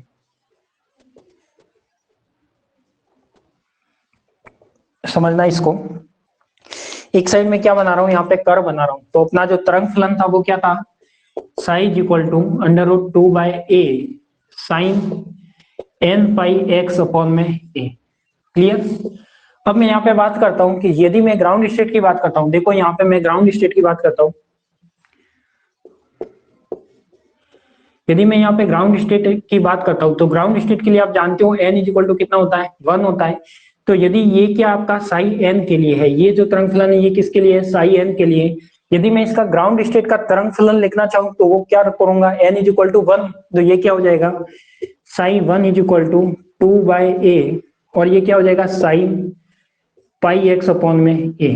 Clear? इसकी जो एनर्जी लिखी वो क्या है अपने पास, pi square h cut square upon में 2m²। क्लियर? ऐसे में क्या करूंगा, फर्स्ट एक्साइटेड स्टेट निकालूंगा। यदि मैं फर्स्ट एक्साइटेड स्टेट की बात करता हूं तो यहाँ पे क्या हो जाएगा आपका साई 2 हो जाएगा। तो ये क्या हो जाएगा, √2/a, और n की जगह क्या आ जाएगा 2, यानी साइन 2πx अपॉन में क्या हो जाएगा a अपॉन में ये हो जाएगा। यदि इसकी एनर्जी लिखता हूं तो वो क्या आ जाएगी, पाई square h cut square upon में 4 2ma², यही आएगी आपके पास। अब देखो इसमें और आप आगे भी लिख सकते हो, थर्ड एक्साइटेड स्टेट लिख सकते हो, फोर्थ लिख सकते हो, सेकंड लिख सकते हो, जैसे जैसे n की वैल्यू आप बढ़ा सकते हो। तो मैं अभी दो बता के आपको कर्व बना देता हूं। कर्व कैसे बनाना है, कर्व आपका बनेगा कुछ इस टाइप से। यहाँ पे मैंने क्या ले लिया, x इज इक्वल टू 0 ले लिया, x इज इक्वल टू क्या ले लिया, a/4 ले लिया, x इज इक्वल टू क्या ले लिया मैंने, a/2 ले लिया, यहाँ पे क्या ले लिया 3/4 ले लिया, और यहाँ पे क्या ले लिया, a ले लिया। ठीक है, कर्व को समझना। यहाँ पे क्या हो गया, ये हो गया, x की वैल्यू हो गई 0 से a था, तो एक बार 0, a/4, ये a/2 है, 4 नहीं है, ये a/4, a/2, 3a/4 और a। और यहाँ पे मैंने क्या बना लिया, एक कर्व ये बना लिया। ये किसको व्यक्त कर रहा है, आपका साई x, यानी ये जो तरंग फलन है उसका कर्व मुझे बनाना है। अब देखो इसमें बात करते हैं अपन किसकी, n इज इक्वल टू 1 के लिए। n इज इक्वल टू 1 यानी ग्राउंड स्टेट के लिए। यदि मैं n इज इक्वल टू 1 के लिए बनाता हूं तो n इज इक्वल टू 1 के लिए जो कर्व आएगा वो कैसा आएगा वो देखते हैं। तो बताओ n इज इक्वल टू 1 कौन सी होगी आपके पास, एक तरह से ग्राउंड स्टेट एनर्जी होगी। तो यहाँ पे मैं बना लेता हूँ क्या, n इज इक्वल टू 1 की लाइन, क्या बना लेता हूँ, n इज इक्वल टू 1 की लाइन, ठीक है। अब मुझे बताओ n इज इक्वल टू 1 यानी अपन को तरंग फलन है वो कौन सा काम में लेना है, n इज इक्वल टू 1 रखने वाला, यानी ये वाला जो तरंग फलन है, ये वाला जो तरंग फलन है ये अपन को क्या लेना है, यहाँ पे यूज लेना है। अब देखो यहाँ पे यूज कैसे लेते हैं, यहाँ पे क्या रखोगे आप, ये आपके पास तरंग फलन है, कौन सा, प्रसामान्यीकृत तरंग फलन। जब x की जगह क्या रखते हो, जीरो रखते हो, जब x की जगह आप क्या रखते हो, जीरो रखते हो, जब x की जगह जीरो रखोगे इसका मतलब वहां पे साई भी क्या आना चाहिए आपका, जीरो आना चाहिए, एक पॉइंट ये होगा। फिर मैं क्या करता हूँ, x की जगह क्या रखता हूँ, a/2 रखता हूँ, a/4 रख लो, चलो a/4 रखो, साइन पाई अपॉन में a और a/4, तो a से a हो जाएगा और ये कितना हो जाएगा आपके पास, पाई/4 की वैल्यू कितनी होगी, कुछ ना कुछ पॉजिटिव होगी। बट आप जानते हो कि जब इसमें साइन पाई/a और x की जगह मैं क्या रखता हूँ, a/2 रखता हूँ, तो साइन पाई/2 की वैल्यू क्या आती है, मैक्सिमम। यानी मैं कह सकता हूँ कि जो मैक्सिमम वैल्यू आएगी वो कहाँ आएगी आपकी, कुछ इस टाइप में आएगी, और इसकी वैल्यू आएगी वो कुछ यहाँ होगी, इन दोनों के बीच में होगी, क्लियर। फिर मैं क्या करता हूँ, 3a/4 रहने दो, फिर क्या करो आप, वापस साइन a रखो। तो यदि मैं साइन पाई/a था और x की जगह वापस क्या रखता हूँ, a रखता हूँ, a से a कट, तो क्या बचेगा, साइन पाई, और साइन पाई वापस क्या हो जाएगा आपका, जीरो हो जाएगा, क्लियर। तो मैं कह सकता हूँ कि इसकी वैल्यू आएगी कुछ इस टाइप से आएगी। तो मैं कह सकता हूँ कि ये जो कर्व बनेगा वो कैसा बनेगा, तो ये कर्व कुछ इस टाइप का बनेगा, ये कर्व बनेगा आपका कुछ इस टाइप का बनेगा, क्लियर। थोड़ा सा कर्व सही नहीं बना, तो ये पैराबोलिक टाइप में कुछ कर्व बनता है, तो ये आपका कर्व कैसा बनेगा, इस टाइप में बनेगा, ऐसे, इस टाइप में। अब देखो जो मैक्सिमम वैल्यू है वो कहाँ रहेगी आपके पास, ये जो a/2 वाली मैक्सिमम वैल्यू है, तो इसकी वैल्यू हमेशा क्या आती है, साइन a/2 पर, यानी जब इसमें a/2 रखोगे, अपन को क्या करना है, n इज इक्वल टू 1 के लिए बना रहे हैं, n इज इक्वल टू 1 के लिए बनाओगे तो साइन पाई x अपॉन में a, पाई ऐसे का ऐसे, x की वैल्यू रखी मैंने क्या, a/4, तो कुछ ना कुछ वैल्यू आएगी, और पाई/4 पे आप वैल्यू जानते हो कितनी आती है। मैक्सिमम वैल्यू कब आती है, जब x की वैल्यू क्या होगी, साइन a/2। तो यहाँ पे जब a की value x is equal to a/2 रखोगे, तो इसमें a/2 रखा तो साइन पाई/2 बचेगा, साइन पाई/2 की वैल्यू कितनी, 1, और जो मैक्सिमम वैल्यू है वो कितनी है, 1, तो ये आपकी मैक्सिमम वैल्यू हो गई। और ये इसके जब a रखोगे तो वापस वो क्या हो जाएगा, जीरो, क्लियर। ऐसे ही यहाँ पे मैं एक और लाइन बनाता हूँ, एक लाइन क्या बनाता हूँ, ये n इज इक्वल टू 1 है, अब मैं ले लेता हूँ n इज इक्वल टू 2, क्या ले लेता हूँ, n इज इक्वल टू 2, ठीक है। ये मैंने क्या ले लिया, n इज इक्वल टू 2। अब यहाँ पे देखो कि n इज इक्वल टू 2 यानी कौन सा तरंग फलन काम में आएगा, ये वाला तरंग फलन आएगा, यानी जो सेकंड वाला तरंग फलन था वो काम आएगा। कौन सा आएगा आपके पास, सेकंड वाला तरंग फलन आएगा, एक मिनट। जब सेकंड वाला तरंग फलन आएगा तो देखो सेकंड वाले तरंग फलन में क्या होगा आपके पास, जब मैं सेकंड तरंग फलन का कर्व बनाऊंगा तो यहाँ पे क्या आपके पास ये वाला फंक्शन है, जब x की जगह जीरो रखूंगा, साइन जीरो, तो साइन जीरो क्या देगा अपन के पास, ये वाली वैल्यू देगा, क्लियर। ऐसे ही मैं क्या रखूंगा, a/4 रखूंगा, यानी बताओ साइन 2 पाई/a, और यहाँ पे मैंने रखा a/4, तो a/4 यानी ये क्या आ जाएगा आपके पास, साइन पाई/2 बचेगा। यानी यहाँ पे देखो x इज इक्वल टू, जब मैं a/4 रखूंगा तो यहाँ पे साइन की वैल्यू क्या आएगी, मैक्सिमम, यानी जो मैक्सिमम था वो आपका कहाँ पे बनेगा, यहाँ पे मैं कुछ पॉइंट बना लूंगा,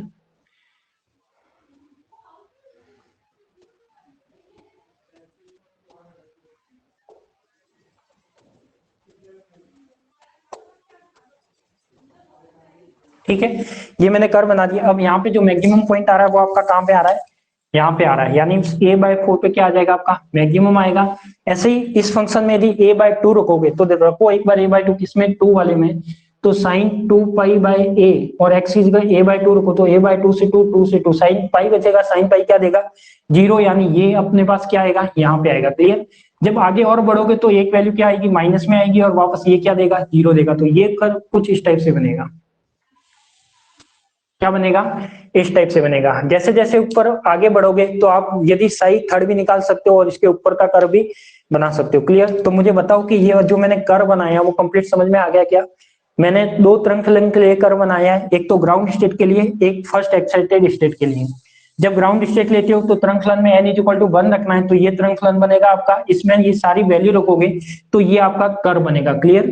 यदि फर्स्ट एक्साइटेड स्टेट के लिए लेते हो तो n इज इक्वल टू क्या हो जाएगा 2, और जब n इज इक्वल टू 2 होगा इस तरंग फलन में n इज इक्वल टू 2 रखना, तो यहाँ पे कर्व क्या बनेगा आपका, कुछ इस टाइप से बनेगा।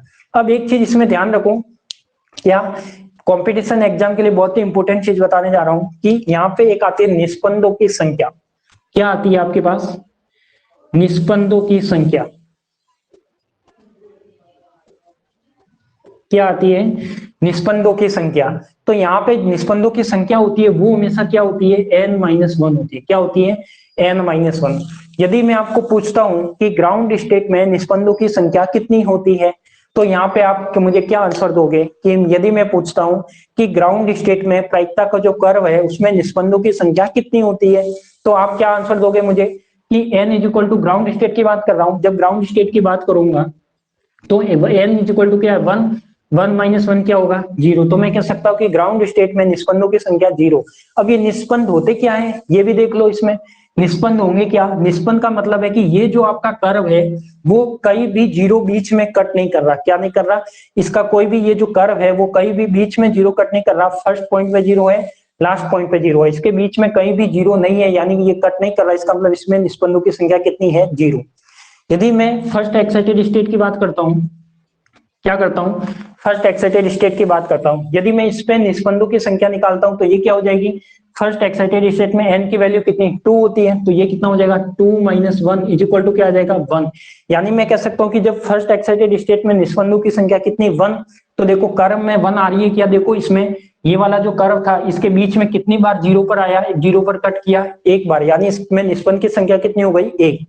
और ऊपर बढ़ोगे तो ये क्या आ जाएगा, सेकंड एक्साइटेड स्टेट, और सेकंड एक्साइटेड स्टेट में कर्व क्या आएगा आपके पास, 3 - 1 इज इक्वल टू 2। यानी इसमें ये जो कर्व आएगा वो कुछ दो बार यहाँ पे, एक बार यहाँ पे कट करेगा और एक बार यहाँ पे कट करेगा। आप वैल्यू रख के देख लेना इसके आगे का कर्व भी, तो आप क्या कह सकते हो कि यहाँ पे कट करेगा या यहाँ पे, यानी इसमें निस्पंदों की संख्या कितनी आएगी, 2 आएगी। क्लियर। जैसे जैसे ऊपर बढ़ोगे तो कंपटीशन एग्जाम में डायरेक्ट पूछा जाता है, एक विमीय बॉक्स में जो प्रायिकता का कर्व होता है उसमें 8 एक्साइटेड स्टेट की एनर्जी में निस्पंदों की संख्या कितनी होगी, तो जल्दी से आप बता सकते हो। जब n इज इक्वल टू 8 के लिए बात करेंगे, निस्पंदों की संख्या क्या होती है, n-1, यानी डायरेक्ट क्या आएगा आंसर आपका 7। क्लियर। तो ये आपका क्या बनाएगा, एक प्रायिकता कर्व। तो इसको जल्दी से मुझे बता दीजिए कि ये सब कुछ चीजें क्लियर हो गई क्या।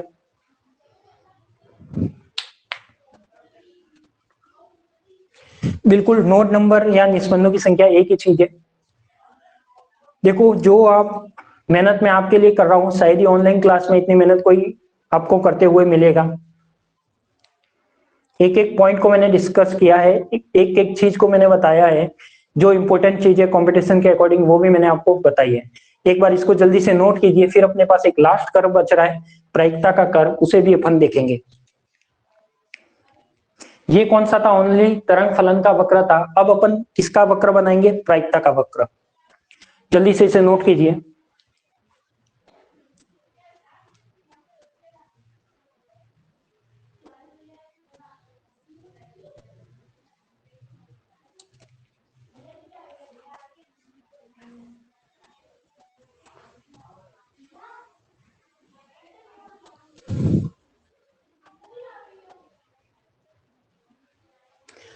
बिल्कुल, किसी ने पूछा है कि n इज इक्वल टू 0 क्यों नहीं ले सकते। n इज इक्वल टू 0 किस लिए नहीं ले सकते, अपने पास दो रीजन है। यदि ये अपने पास तरंग फलन आया किसका, 1D बॉक्स में किसी भी पार्टिकल का, n इज इक्वल टू 0 लेता हूं तो साइन क्या हो जाएगा, 0। और जब साइन 0 हो गया इसका मतलब यहाँ पे साई भी क्या बन गया, देखो यदि मैं n इज इक्वल टू इसमें 0 लेता हूं तो साई भी क्या बन जाएगा आपका, 0 बन जाएगा। क्या बन जाएगा, साई भी 0 बन जाएगा। यदि मैं एनर्जी की टर्म में 0 रखता हूं तो एक तरह से एनर्जी भी क्या बन जाएगी, 0। जहां पर साई 0 हो गया और एनर्जी 0 हो गया, इसका मतलब वहां पे पार्टिकल तो है ही नहीं।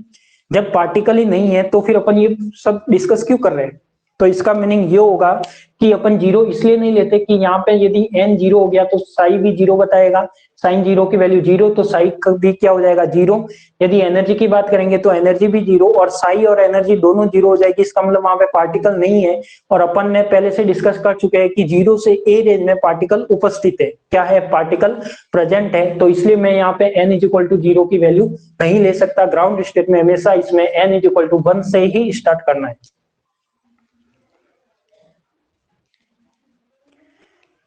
क्लियर हो गया होगा कि n इज इक्वल टू 0 क्यों नहीं लेते। कुछ डेरिवेशन ऐसे भी आएंगे जिसमें अपन n इज इक्वल टू 0 लेंगे, वो बट वो आएगा जब मैं आपको बताऊंगा कि कहां पर n इज इक्वल टू 0 लेना है। बट आप यहाँ पे नहीं ले सकते, क्यों नहीं ले सकते मैंने रीजन बता दिया। यदि n इज इक्वल टू 0 ले लिया तो जो भी अपन ने कैलकुलेशन की सब मीनिंगलेस है, क्योंकि वहां पे वो पार्टिकल अनुपस्थित बताएगा और अपने पास क्या है, पार्टिकल उपस्थित है।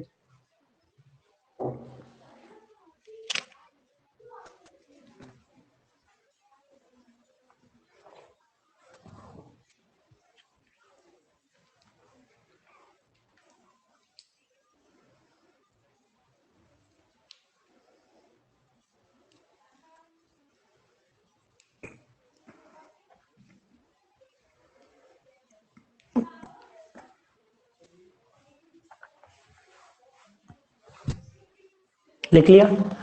ठीक है, लिख लिया तो आगे बढ़ते हैं। अब अपने पास एक लास्ट है प्रायिकता का कर्व। ये तो क्या था आपके पास, तरंग फलन का कर्व था। देखो एग्जाम में क्या पूछता है वो चीज आप नोटिस करना।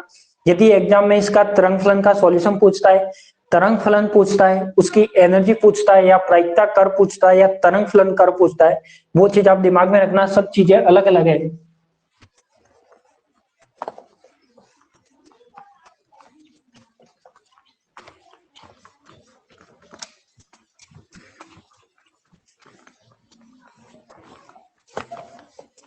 अब मैं क्या बनाता हूं यहाँ पे, प्रायिकता का कर्व बनाता हूं। क्या बनाता हूं, प्रायिकता का कर्व।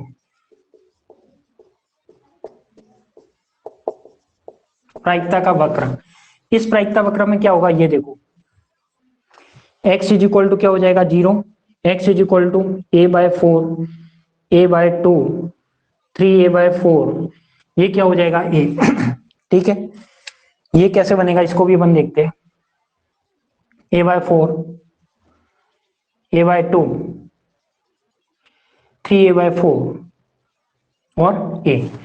यहाँ पे मैंने क्या ले लिया, n इज इक्वल टू 1 यानी ग्राउंड स्टेट के लिए ले लिया। यहाँ पे मैंने ले लिया n is equal to 2 first excited state के लिए। ठीक है, अब कर्व देखो, मैं किसका कर्व बनाने जा रहा हूँ, प्रायिकता का कर्व। और प्रायिकता का कर्व आप जानते हो किस टर्म में आता है, साई स्क्वायर के टर्म में। तो यहाँ पर जो भी आपके पास टर्म आएगी वो क्या आएगी, साई स्क्वायर वाली टर्म आएगी। क्या आ जाएगी, साई स्क्वायर वाली टर्म आएगी। आपको कर्व दिख रहा है क्या, क्लियर? कौन सी टर्म आएगी आपके पास, साई स्क्वायर वाली टर्म आएगी। अब साई स्क्वायर में डिफरेंट क्या आएगा, इस वाले से डिफरेंट क्या आएगा कि ये तरंग फलन किस में था, ओनली साई में था। तो इसमें क्या था आपके पास, वैल्यू पॉजिटिव भी आ रही थी, नेगेटिव भी आ रही थी। तो देखो इसमें वैल्यू पॉजिटिव थी पूरी, इसमें वैल्यू पहले पॉजिटिव थी आधे में, और आधे में क्या आपकी नेगेटिव है। अब मैं इसका स्क्वायर करूंगा, इस साई का क्या करूंगा, स्क्वायर करूंगा। तो जब साई का स्क्वायर करूंगा तो इसका एक तो क्या होगा, इसका कुछ ना कुछ एम्पलीट्यूड है वो इसका बढ़ जाएगा। यानी मैं कह सकता हूँ कि जो इसमें जो इसके लिए कर्व आएगा वो इस टाइप का आएगा। क्या आएगा, इसके लिए जो कर्व आएगा वो इस टाइप का आएगा। किसके लिए, n is equal to 1 ground state के लिए। क्यों, क्योंकि साई का क्या होगा, डायरेक्ट स्क्वायर होगा, और स्क्वायर होगा तो वो कभी भी नेगेटिव वैल्यू नहीं बताएगा। जब नेगेटिव वैल्यू नहीं बताएगा तो आप जानते हो कि प्रायिकता में कभी भी नेगेटिव वैल्यू आपकी नहीं आती। क्लियर? फिर मैं क्या करता हूँ, यहाँ पे आता हूँ सेकंड फर्स्ट एक्साइटेड स्टेट में। ये क्या बताता है, ये वाला भी पॉजिटिव होगा, और जो इसमें नेगेटिव हो रहा था, जो इसमें नेगेटिव हो रहा था उसका भी क्या होगा, स्क्वायर होगा। जब इसका भी स्क्वायर होगा तो वो भी वापस क्या देगा, पॉजिटिव देगा। क्योंकि यहाँ पर क्या है, प्रायिकता का कर्व, और प्रायिकता की टर्म आती है साई स्क्वायर से। तो यहाँ पे मैं कह सकता हूँ कि ये जो टर्म है वो कुछ इस टाइप से आएगी, यहाँ पे आएगी और इस टाइप से आएगी। तो ये क्या हो जाएगा आपका प्रायिकता का कर्व। तो इसमें हमेशा ध्यान रखना है कि जो नेगेटिव, जो प्रायिकता का कर्व है वो कभी भी नेगेटिव नहीं होता, वो हमेशा कभी भी क्या रहता है, पॉजिटिव रहता है। क्लियर? जैसे इससे आगे बढ़ोगे तो इसमें भी आप प्रायिकता के बेस पे भी निष्पंदों की संख्या निकाल सकते हो। इसमें निष्पंदों की संख्या 0, इसमें निष्पंद कितनी बार यहाँ कट रहा है, एक बार, और ऊपर बढ़ोगे तो 2 बार 3 बार ऐसे आएगा। क्लियर? तो यहाँ पे अपना ये टॉपिक यहाँ पे क्या हो जाता है, कंप्लीट हो जाता है। बट आपको लाइव में रुकना है। अभी मैं ये सब करने के बाद 2 मिनट में आपको जो जो फाइंड आउट किया है, एक की 10 मिनट, 10 मिनट में नहीं, ऑलमोस्ट 5 मिनट के अंदर आपको पूरा डिस्कस करूंगा। ठीक है, ताकि आपको याद भी हो जाए साथ साथ। नोट कर लीजिए इसे जल्दी।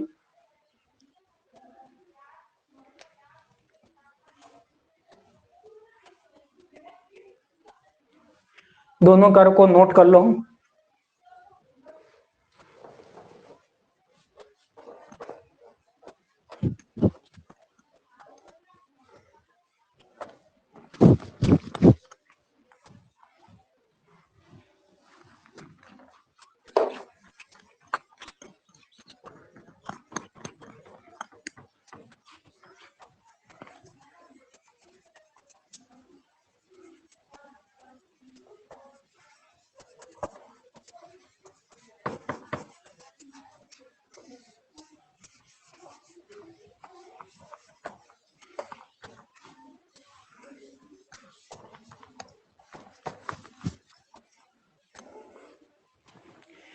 बना दिया होगा,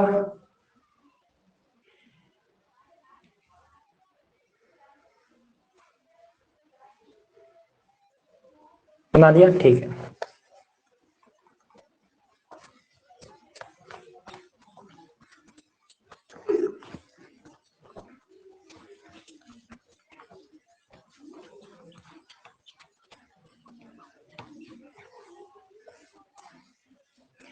अब देखो इसमें, अब जो भी मैंने पढ़ाया है उसको अभी मैं 5 मिनट के अंदर आपके सामने रिवाइज कर रहा हूँ।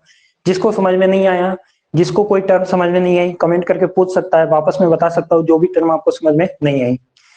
तो देखो सबसे पहले अपन ने क्या किया और इस डेरिवेशन को कैसे याद रखना है वो टेक्निक बता रहा हूँ। एग्जाम में आपको हो सकता है पूरा डेरिवेशन पूछ ले जितना अपन ने आज किया है।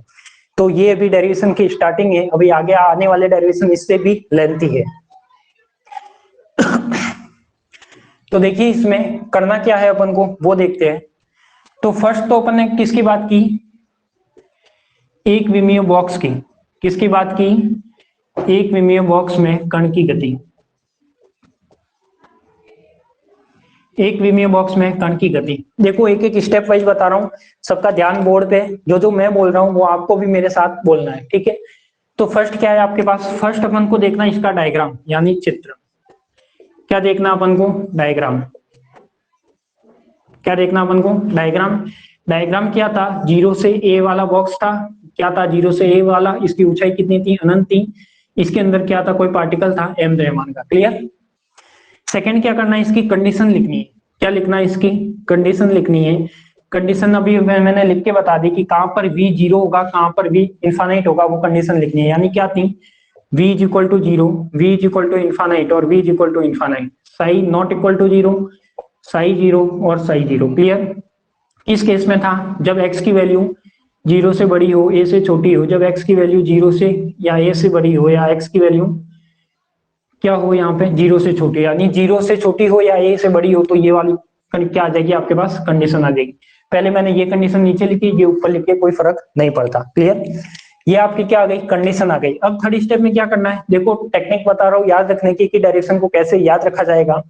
फर्स्ट डायग्राम बना दिया, डायग्राम के बारे में थ्योरी लिख देना, कंडीशन लिख दी। कंडीशन के बेस पे मैंने क्या निकाला, श्रोडिंगर समीकरण के द्वारा, श्रोडिंगर समीकरण के द्वारा अवकल समीकरण। क्या निकाली, श्रोडिंगर समीकरण के द्वारा अवकल समीकरण, डिफरेंशियल इक्वेशन निकाली। और डिफरेंशियल इक्वेशन आई क्या आपके पास, D square plus k square size equal to क्या आई 0। इसका सॉल्यूशन क्या आया, ए sine k x plus B cos k x. ये आपका क्या आया, सॉल्यूशन आया। इसके नेक्स्ट स्टेप में अपन ने क्या किया, फोर्थ स्टेप में किया कि श्रोडिंगर समीकरण निकाली। इसमें मैंने क्या लगाई, बाउंड्री कंडीशन। क्या लगाई, बाउंड्री कंडीशन अप्लाई की। बाउंड्री कंडीशन अप्लाई की, तो अप्लाई करने के बाद क्या आया आपका, साइज इक्वल टू आया ए साइन, क्या आया, एक बार के की वैल्यू भी निकली। फर्स्ट वाले से क्या निकला, psi is equal to A sine k x, और सेकंड के वैल्यू से क्या निकला अपने पास, के की वैल्यू निकली, तो वो डायरेक्ट में लिख लेता हूँ। बाउंड्री कंडीशन अप्लाई करने के बाद आपका निकला sign n pi x upon में ए। क्लियर। फिर मैंने क्या किया, फिर मैंने क्या किया, इस तरंग फलन आया था, जो भी अपना तरंग फलन था वो प्रसामान्यीकृत नहीं था, तो उसको मैंने क्या बनाया, प्रसामान्यीकृत बनाया। क्या बनाया, प्रसामान्यीकृत बनाया। प्रसामान्यीकृत के लिए क्या आया, √2/a sign n pi x upon में ए। क्लियर। ये निकाला। फिर मैंने क्या निकाला, नेक्स्ट टर्म में निकाला मैंने क्या, नेक्स्ट टर्म में मैंने निकाला इसकी एनर्जी। क्या निकाली, इसकी एनर्जी। तो प्रसामान्यीकृत तरंग फलन हो गया। उसके बाद 6 नंबर पर मैंने क्या निकाला, ऊर्जा का मान। क्या निकाला, ऊर्जा का मान। और ऊर्जा का मान क्या आया, E is equal to n square pi square h cut square upon में 2m स्क्वायर। क्लियर। और एनर्जी की वैल्यू आप सबने देखी कि क्या क्या निकली अपने पास, E1, ये आपकी E1 थी। E2 इज इक्वल टू क्या आएगा, 4E1 आएगा। ऐसे E3 इज इक्वल टू क्या आएगा, 9E1 आएगा। इस टाइप से और भी एनर्जी निकल सकती है। ठीक है। इसके बाद मैंने क्या किया, ऊर्जा का मान निकालने के बाद मैंने बनाया क्या, ऊर्जा का मान निकल गया। उसके बाद मैंने बनाया तरंग फलन का वक्र। क्या बनाया, तरंग फलन का वक्र। ठीक है। और 8 नंबर पे मैंने बनाया क्या, प्रायिकता का वक्र। प्रायिकता का वक्र। तो ये इतने पॉइंट मैंने आज वाले डेरिवेशन में डिस्कस किए हैं, तो आपको डेरिवेशन याद रखना है, वो भी इस टेक्निक से रखना है। फर्स्ट इसका डायग्राम, डायग्राम की थ्योरी, सेकंड इसकी कंडीशन, कंडीशन लिखनी आपको आ जानी चाहिए। थर्ड में लिखना आपका श्रोडिंगर समीकरण द्वारा अवकल समीकरण निकालना, यानी साई का मान निकालना। साई जब निकल जाए तो साई का सॉल्यूशन यानी द्वितीय कोटि के अवकल समीकरण श्रोडिंगर समीकरण को यूज लेते हुए डिफरेंशियल इक्वेशन बनाना और डिफरेंशियल इक्वेशन का सॉल्यूशन निकालना। तो सॉल्यूशन क्या आया, ये आ गया।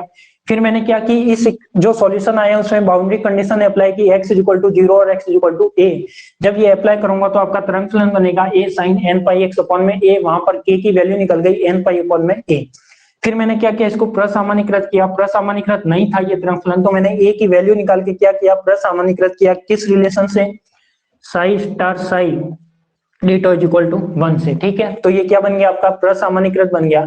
उसके बाद मैंने ऊर्जा का मान निकाला, तो ऊर्जा का मान क्या हो गया, n square pi square h cut square upon में 2ma स्क्वायर। सातवां मैंने तरंग फलन का वक्र निकाला और फिर मैंने प्रायिकता का कर्व बनाया। तो इस टाइप से आपका ये जो डेरिवेशन है उसमें मैंने ये सब सारे पॉइंट आपके पास डिस्कस किए हैं। इसमें एक नोड पॉइंट का ध्यान रखना कि नोड पॉइंट कैसे निकालते हैं। तो नोड पॉइंट नंबर या नोड को की संख्या भी बोल सकते हो, वो n-1 से निकलती है। क्लियर। और ध्यान रखना इसमें एक नोट ये भी ध्यान रखना कि ग्राउंड स्टेट एनर्जी में जो n की वैल्यू है, ग्राउंड स्टेट एनर्जी में n की वैल्यू 1 से स्टार्ट होती है। ठीक है, फर्स्ट एक्साइटेड स्टेट में energy n is equal to 2 आती है, ऐसे ही आगे बढ़ती जाएगी। क्लियर। तो मुझे अब जल्दी से कमेंट करके बताइए, जो भी अपनी आज लगभग पौने 2 घंटे की क्लास हुई है, क्या आपको अच्छे से समझ में आई है क्या?